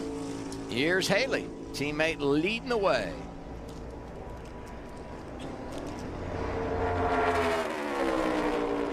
And his Chevrolet jumps in front of Larson. 6th for Haley, 52.92, Trevor. Yeah, standing here with Ryan Blaney. Ryan, I saw you looking at a bunch of data. What'd you see? What's going to be the key to a qualifying lap here? I don't know. I was looking at a lot of race stuff, and then I was just seeing, right, what's the pickup, right? The pickup is a lot right now. 52.37, that's 8/10 faster than what I ran in practice. So it's just trying to judge that, like where was the speed in qualifying and trim, like where does it pick up that much? And then just looking at some race stuff where I was good, where I wasn't good. So yeah, the Wabash Ford Mustang I thought was pretty decent in practice, especially after I got a few laps on it. So hopefully I can throw down a good lap here. And I wouldn't say like turns 1 and 3 are hugely different in race the Q trim. The tunnel is like full commit over the tunnel. Hope you don't hit those bumps wrong or too hard, because you can get in trouble pretty quick. But yeah, happy with our car in practice, and like I said, hopefully we adjusted on it right for qualifying. Well, Ryan Blaney, always good here in race trim, 2-time winner at Pocono Raceway. What I think is fascinating by that is when you look where the alternate start finish is, you have to go through turn 3. So let's take the 47, right? Or excuse me, he just got online, or here comes Stenhouse coming at you. No, this is Gilliland coming at me. So, I think there's some damage on that 34. What I was going to say about his comments is he said everything changed in the tunnel. Well, that's the one corner you have to run twice at speed. Oh, 34 is just really high. Oh, that's pretty hard contact. Yeah, that's real contact. That's going to be big damage to this 34. So you leave pit road, you go through 1 slow, come across the tunnel, you need to be full out because you're coming to the line. Then you, after the tunnel, you start your lap, you run turn 3 once, turn 1 once, and guess what? The tough corner, the one Blaney said is full commit, you get to go do it a second time. So I think it's fascinating that the corner that we think is one of the toughest in NASCAR, you get to do twice the way this alternate start-finish line works. Daniel Suarez on track in the 99, trying to join his teammates, get a win, and run it into the playoffs. Think about the last month for Trackhouse. They exit the All-Star weekend, nobody locked in. Chastain wins the 600. Van Gisbergen wins last week, and now 2 of their 3 know they'll be running for a championship come September. And I know that we're here in Pocono, and 99 of Suarez would love to go to Victory Lane, but we also go to Atlanta next, a race that he has won, racetrack that he's won at in this car. I can see that guy making some very, very ambitious moves in that race next week. Suarez best run here second. He's second right now in qualifying, 52.63, Marty. Speaking of second, Bubba Wallace was second in that practice session, got out of his car with a big old smile on his face. Your buddy Ryan Blaney just said the tunnel turn is full commitment this year. Is it as difficult as you ever remember it, as bumpy as it is, Bubba? Yeah, sure. I'm not gonna give my secrets away, but down the back. yeah, I think it's this place is always the one we always talk about Dover and Darlington, where it's really demanding on you, and you got to really respect this place, especially through the tunnel. And I've learned that each and every time I come here, and always enjoy coming here. Our Toyota Camrys are fast, especially our McDonald's one this weekend. Really happy with our speed. Need a little bit more, though. We're never satisfied, even being P2 on the board. And even if we're P1, I still want more, and just the competitive nature of what this sport produces. But all in all, a good weekend, good start to the weekend. Qualifying, there's so much time. I heard the guys talking about it in Xfinity practice, but there's so much time to where you can overthink it. And I'm trying to just focus on what I did in practice and just go that much quicker. He can back it up. What he did in practice should be pretty good. He was second in that session, as we mentioned, Adam. And it opens the door for so much strategy tomorrow when you look at where he is in the points and all that. If Bubba can qualify up front. On board with Joey Logano, a couple of tenths off. Yeah, Denny Hamlin as well. Actually on a really good lap. Not all the way on the bottom. Look at that. And we talk about how good he is here. He just knows something about getting around this racetrack that nobody else does. Logano goes to fourth. Here's Hamlin. Talk about him in the green. What a lap. Big time. No problem at all. Welcome back. My goodness, 52-14 for the driver that's won here on 7 different occasions. That change in diapers must be helping that hand-eye coordination. Yeah.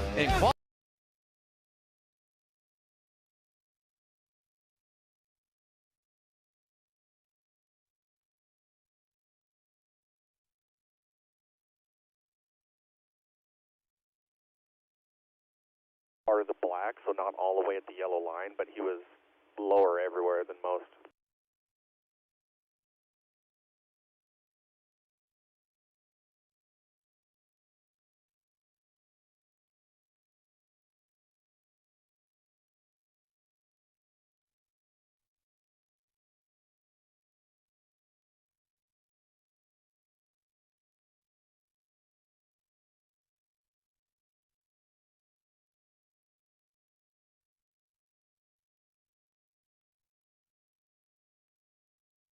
Nick, you got me on 2?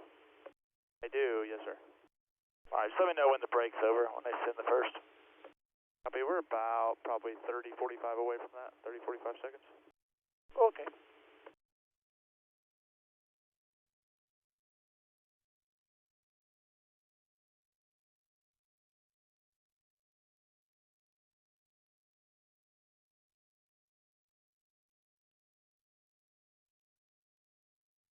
Same.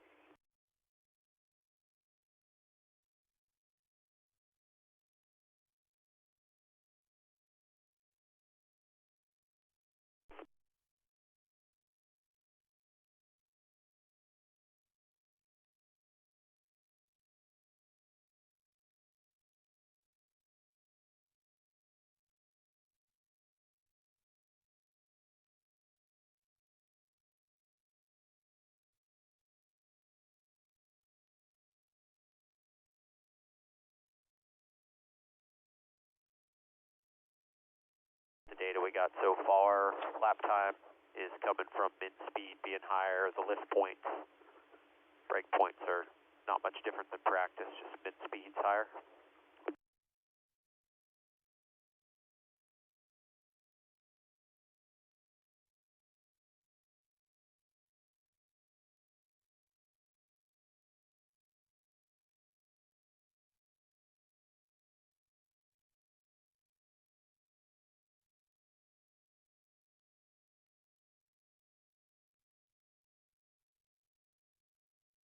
Hamlin's so good.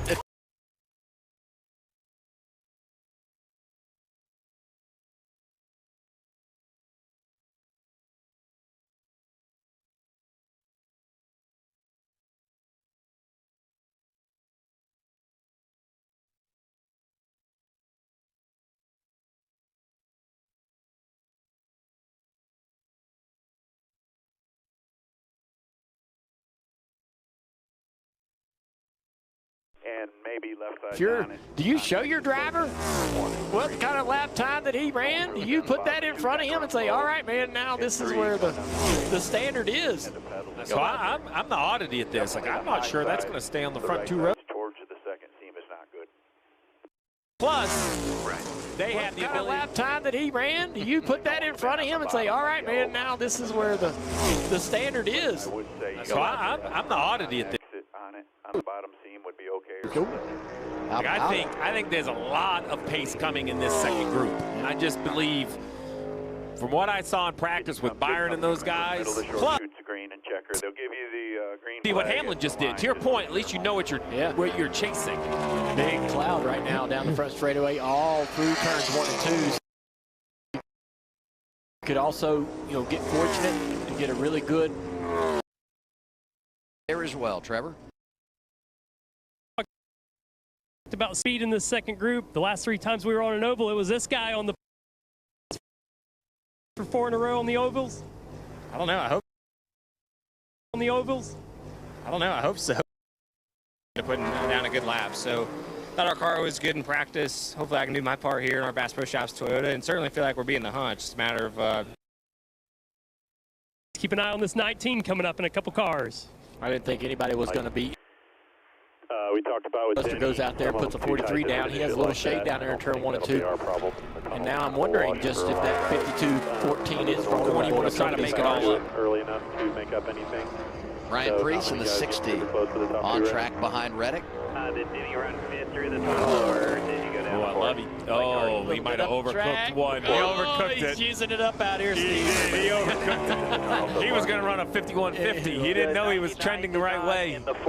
I thought he might save it, and then when it went from green to red, it went. Now he's 3/10 behind and losing even more to the tunnel turn.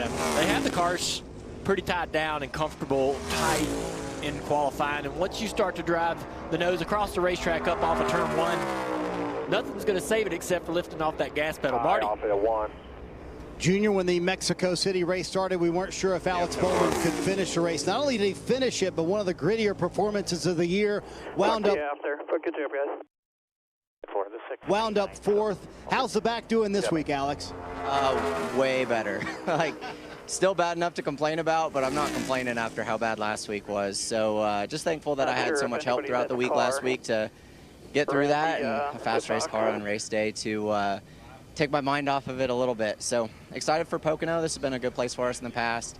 Struggled a little bit more than we wanted to with our race car in practice, but our ally Best Friends Camaro should be pretty good tomorrow. Hopefully we'll get it dialed in. Everybody at HMS has done a good job, and we'll see where we stack up here in qualifying.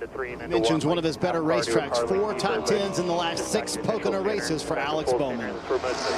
So Alex talks about that sore back. Let's remind everybody it was a couple weeks ago. One of the most vicious hits we have seen in quite some time. Michigan restart, high speed, full commitment. A little wing. Look on the end lap, probably just for location of start finish, honestly.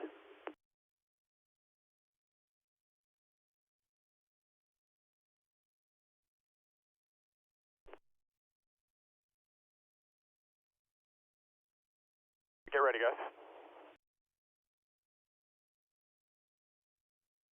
The 16 in practice, nothing was going right. Whatever it was, it has not been repaired for qualifying. Yeah, let's take a look. He was way down on speed. And this is through the tunnel.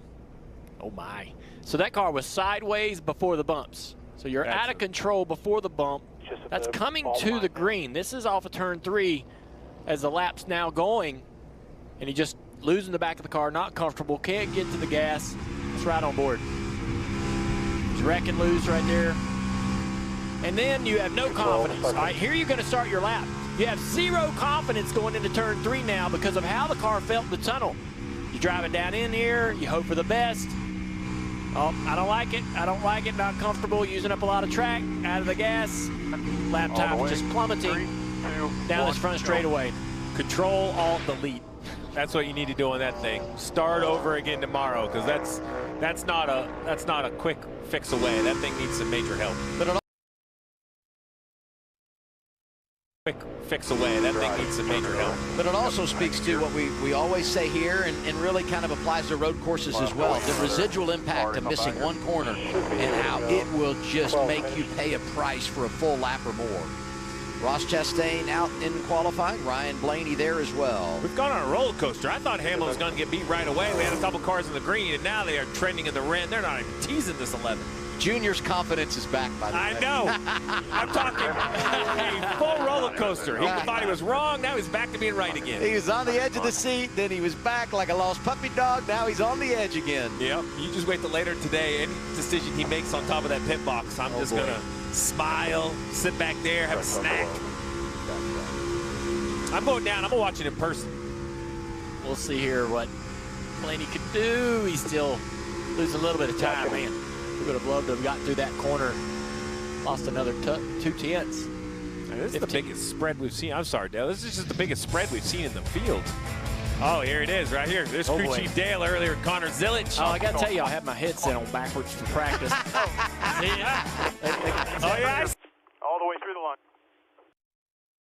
But now, talking to my driver about things we need to be concentrating on. Kind of struggled in qualifying, but I think we got a really, really fast car in race trim.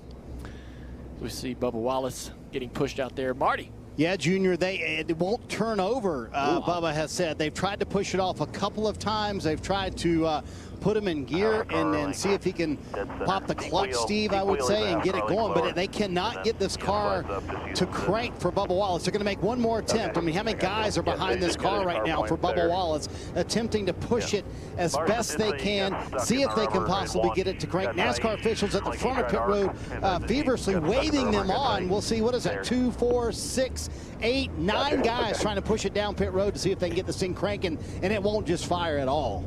So is the battery dead? Like the starter won't work at all? That's what I'm going to dig into, Steve. I haven't been able to find out exactly. I'll get with Charles tonight here and see what's going on. Man, that's going to be frustrating for the 23 because even an average qualifying puts you somewhere in the middle of the field. Steve, the starter won't work, Charles told me. It's a starter? Yeah, the starter wouldn't work, so we're trying to push start him, and unfortunately we couldn't get it going. All right, so there you go. It looks like Bubba Wallace might not be able to get a lap in here in qualifying. We haven't seen many cars in the next gen era be pushed, started, right? Yeah. So one thing that I noticed, though, Steve, is when they did push the car and he released the clutch, it locked up the rear tires.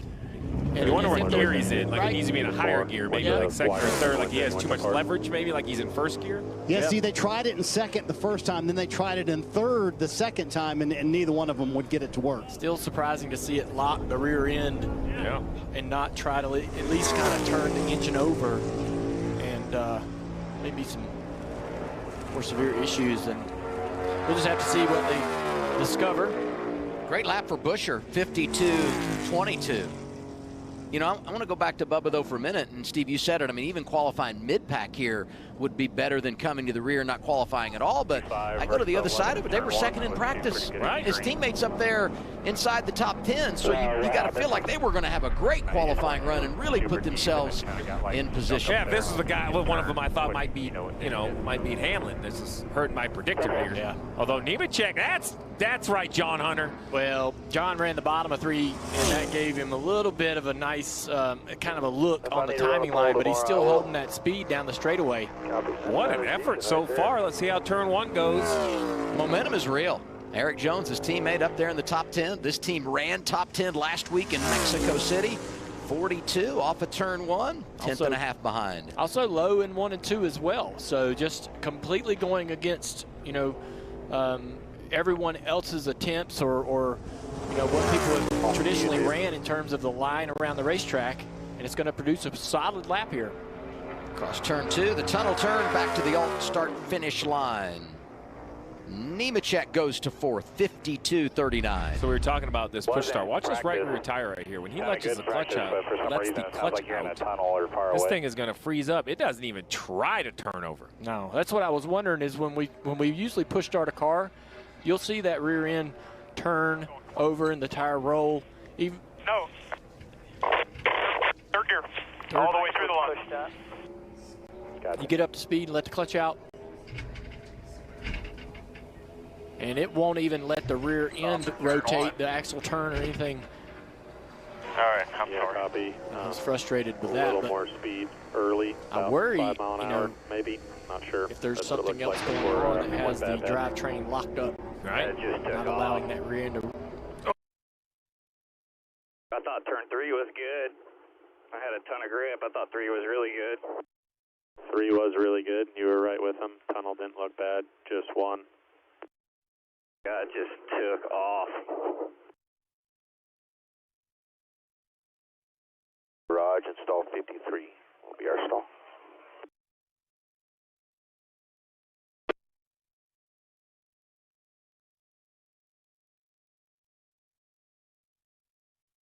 Just a reminder on the alt start finish line. Copy that. Thank you.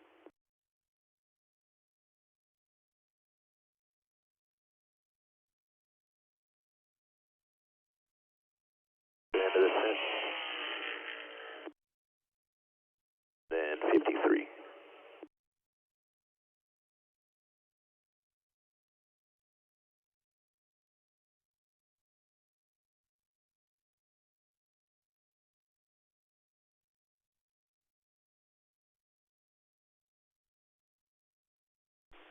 All right, P6 there. Cool it down. 3 poles in a row at the ovals. Well, he might make you correct down here if he can get through turns 1 in the tunnel. Still losing time there, buddy. He is. That 11 just really put all 3 corners together. I mean, I'm not sure the corner, the weak.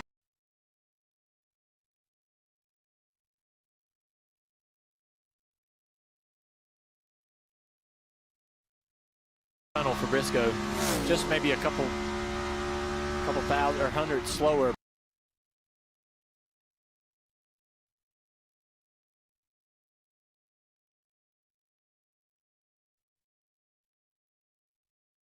As we pick up Alex Bowman, 48, one here at Pocono 2021. Man, there's just not that many cars left. To your point, it's running down. Well, they've got to celebrate Buescher as well for the lap he's able to put up there in that 17. Look at the top 6 or 8. To your point, Buescher, Hocevar, Nemechek, Custer. Buescher sitting plus 19 on the cut line. Would love to come out of here with a little bit more of an advantage. Legacy with 2 cars in the top 10. A lot of organizations finding some stuff here. First of 3 cars to go and qualifying on board, William Byron. Outstanding in practice earlier. Trevor? Yeah, guys, you can feel the temperature pick up. It's back to full sun here. I know you just mentioned that top 10. Those guys mostly went out during that cloud coverage into 1. I didn't have the cloud cover calculated in. That's the weatherman let me down. Yeah, right around the time Custer went, it was nice and cool down the front straightaway and all through turns 1 and 2. And Trevor's mentioned that a couple times to us, and I think it's really been affecting the racetrack today. When you can get some temperature out of the track and some grip. Yeah, these guys aren't even that close to Hamlin's time. It's still a good lap for the 24 bunch. Yeah, it's hard to believe, right? 2 tenths off, he could be in the top 5 if he just has a good tunnel right here. Yeah, you look at the tractor and you're like, oh, he's there goes Byron. He's going to slide down and make contact here. My goodness. Huge setback for this team. Had great speed in practice, great averages on the 5 and 10 lap. Yeah, led every category. Yep, we're looking like they were on their way to an awesome weekend, and now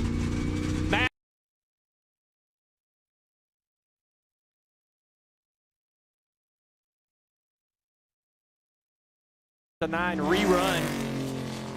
Not sure exactly what NASCAR will do. It'll be interesting for the 9. To your point of whether the older tires are better or worse. Let's take a look at this 24 though. Huge damage. Right here in the tunnel, the car just steps out through the bumps. Bam, bam, bam, and the car's coming around. He's out of the gas. He doesn't want to totally get out of the gas. He's like, I'm almost to the finish line. He tries to stay in the throttle, drive the car in a 4-wheel slide off of the tunnel. Just insane. The car is wrecking right here, but he is still trying to get this car to the finish line. And that right there, not sort of locking it down and hoping to try to just get the car stopped. You know, that's kind of what sends him off into the inside wall there. Gets heavy nose damage as he makes contact with the left front. I think it's just too much damage. Be surprised if they don't pull the backup car out, but yeah, I agree. I think that last hit right there was enough. There's no reason to fix it. I think you could. The backup car is going to be a way better option, something you've had time to put together and work on and position. He loved this car. We heard him talk about it in practice. Really happy with the car. The only thing they were worried about is really just getting the steering wheel where he wanted it, right? Making some really, you know, insignificant fine-tuning adjustments just to get the driver happier. And now we're thinking about maybe possibly going to a backup and good afternoon from Long and having to start in the rear. Good. Just a tough deal. And to your point, now the 9, who had almost finished his lap, right? So he had taken the green, come all the way around, and he was basically down in turn 1 when the 24 wrecked through the tunnel.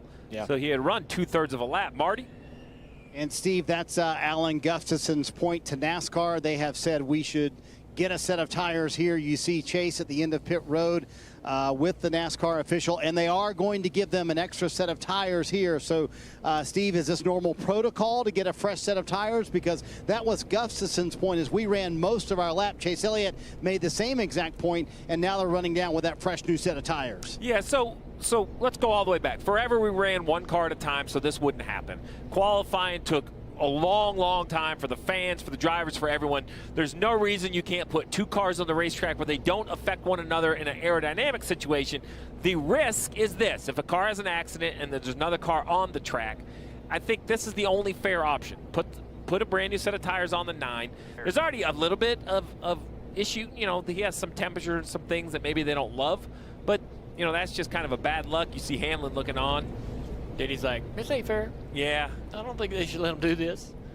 But I'm with you. I think give them the set of tires, maybe allow this, you know, once we get the track ready to go, allow the 20 of Christopher Bell to go out there and make his lap. And look at the teams, right? Not a big delay, right? They have a set ready. Let's get them changed out. I mean, the 24 is not even back to the garage yet, so it's not like they could send new cars anyway. This is such a wild swing of emotions that the driver goes through. Talking about William Byron, sitting there feeling like, man, we're going to have a good weekend, guys. Love my car. Car's awesome in practice. Going to go out here and get us a great qualifying run. And now you're going to go back to the garage. You're going to go, you know, you're going to go spend the night and think about all the things, you know, how you could have maybe reeled that one back in, wishing you would have done something differently, how you could have avoided destroying that race car. And then you got to get back up in the morning and sort of retrain your mind, get focused to go back at it and have full confidence in whatever they put on the starting grid for you tomorrow. So now the interesting thing is, does the 9 have a good idea what his balance was? Can they make a little, you know, not that it was an advantage, but I'd be crew chiefing it still. I'd be like, hey, how was that thing? A little too tight. I take how some air can out you of that not, right front. right? You know, I'm going to make some adjustments. Oh, yeah. I will say this in regard to Byron, you know, coming from the back in a backup car has been a bit of a theme in the sport lately. Yeah, what Ross sure. Chastain was able to do in the Coke 600 last week, what Suarez did.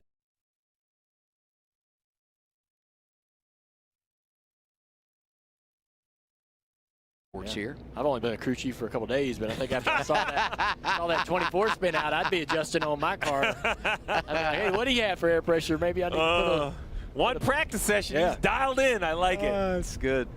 Well, I would say the ebbs and flows of Dale's confidence as a crew chief will probably be a lot like the ebbs and flows that we saw and who's going to win the pole. I mean, when Hamlin went 35 minutes ago,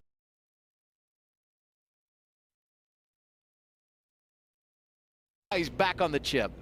Trevor? Yeah, guys, standing here with Chris Buescher. We were just talking about 2016 when the fog set in and you won the race. But that qualifying lap, you said you were shaking when you came in after going through the tunnel turn. Yeah, I'm calmed down now, but that was solid for us. I'm pretty proud of everybody. Take this next tall Ford Mustang and be on the front row right now. We'll see how this all shakes out, but there's a lot of speed in our RFK Fords right now, and it's a lot of fun to come to these racetracks and be in contention. Would like to have it over again, but I'm sure I'm not the only one. So that's no matter what, it's going to put us in a good spot here to start. See if Chris Buescher can hang on to that front row starting spot here. Buescher went to victory lane in, hey, look, I'm going to call it a creative way, but the trophy still counts. The fog came rolling in.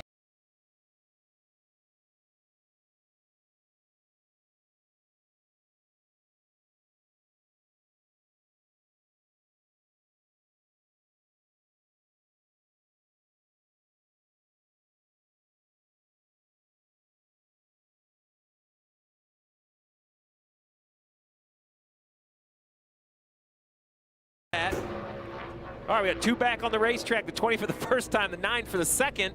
Let's see if the 20 can upset the 11. Well, got a good lap going. Yeah. Good start to it.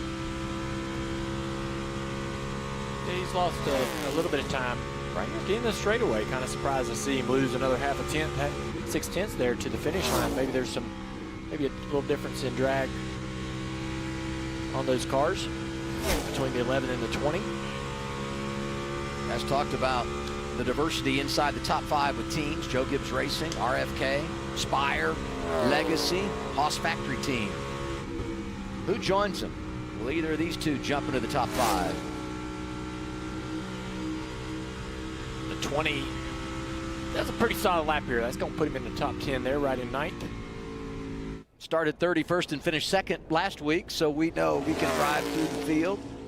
Pretty good recently at Pocono for the 20. Hamlin at the top, 9 chasing him. All right, I'll let you record it, Dale, when I say this, but you were right.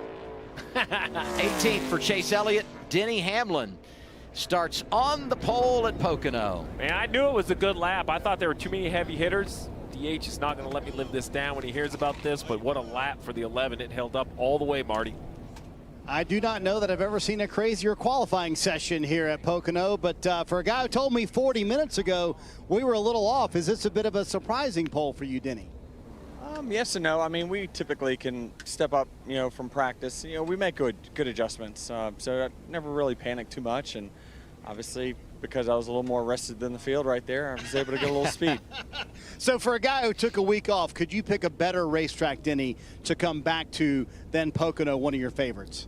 I mean, I love all of them. I mean, truthfully, every week we have a great shot to win, and this team just knows what I need out of the car, and with all the cars and tires and everything just changed over time, you still make speed at this track the same way, and so was able to execute it there in qualifying, and obviously that's a good start for us. A little more rested or not, Denny Hamlin is on the pole, and for his first 2 of 7 wins here, Adam, here at Pocono, he started on the pole those days as well. Yes, indeed, getting a sweep a number of years ago. He'll lead him to the green tomorrow as we unload a backup for William Byron.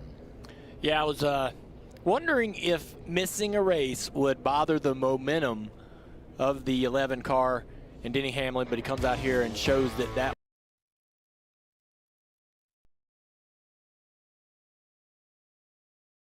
on the front row, Spire and Hocevar continues to impress. Legacy Motor Club right there on row 2. Super impressive. I mean, it's very impressive things. I'm shocked at the different, groups and organizations that have pulled off qualifying here. it means we'll have a lot of really heavy hitters and fast cars coming from the middle and the back of the pack. We go back to row 9 to find Chase Elliott, who was really good in practice. Ryan Blaney as well back there. Kyle Larson in row 12. Yeah, there's going to be a lot to look for, not to mention Byron all the way at the back. I mean, look at this page as well, right? You have Kyle Busch, who we talked about, lost across the line backwards. He'll move back just a few spots when he goes to the backup car. And how bad do you feel if you got beat by a guy who slid across the line backwards? But Josh Berry not making a lap. Brennan Poole as well. Cody Ware spun in practice. They'll have to work on that 51 as well before the race. Bubba Wallace, interesting tomorrow. Doesn't make a qualifying run really good in practice. Qualifying is done.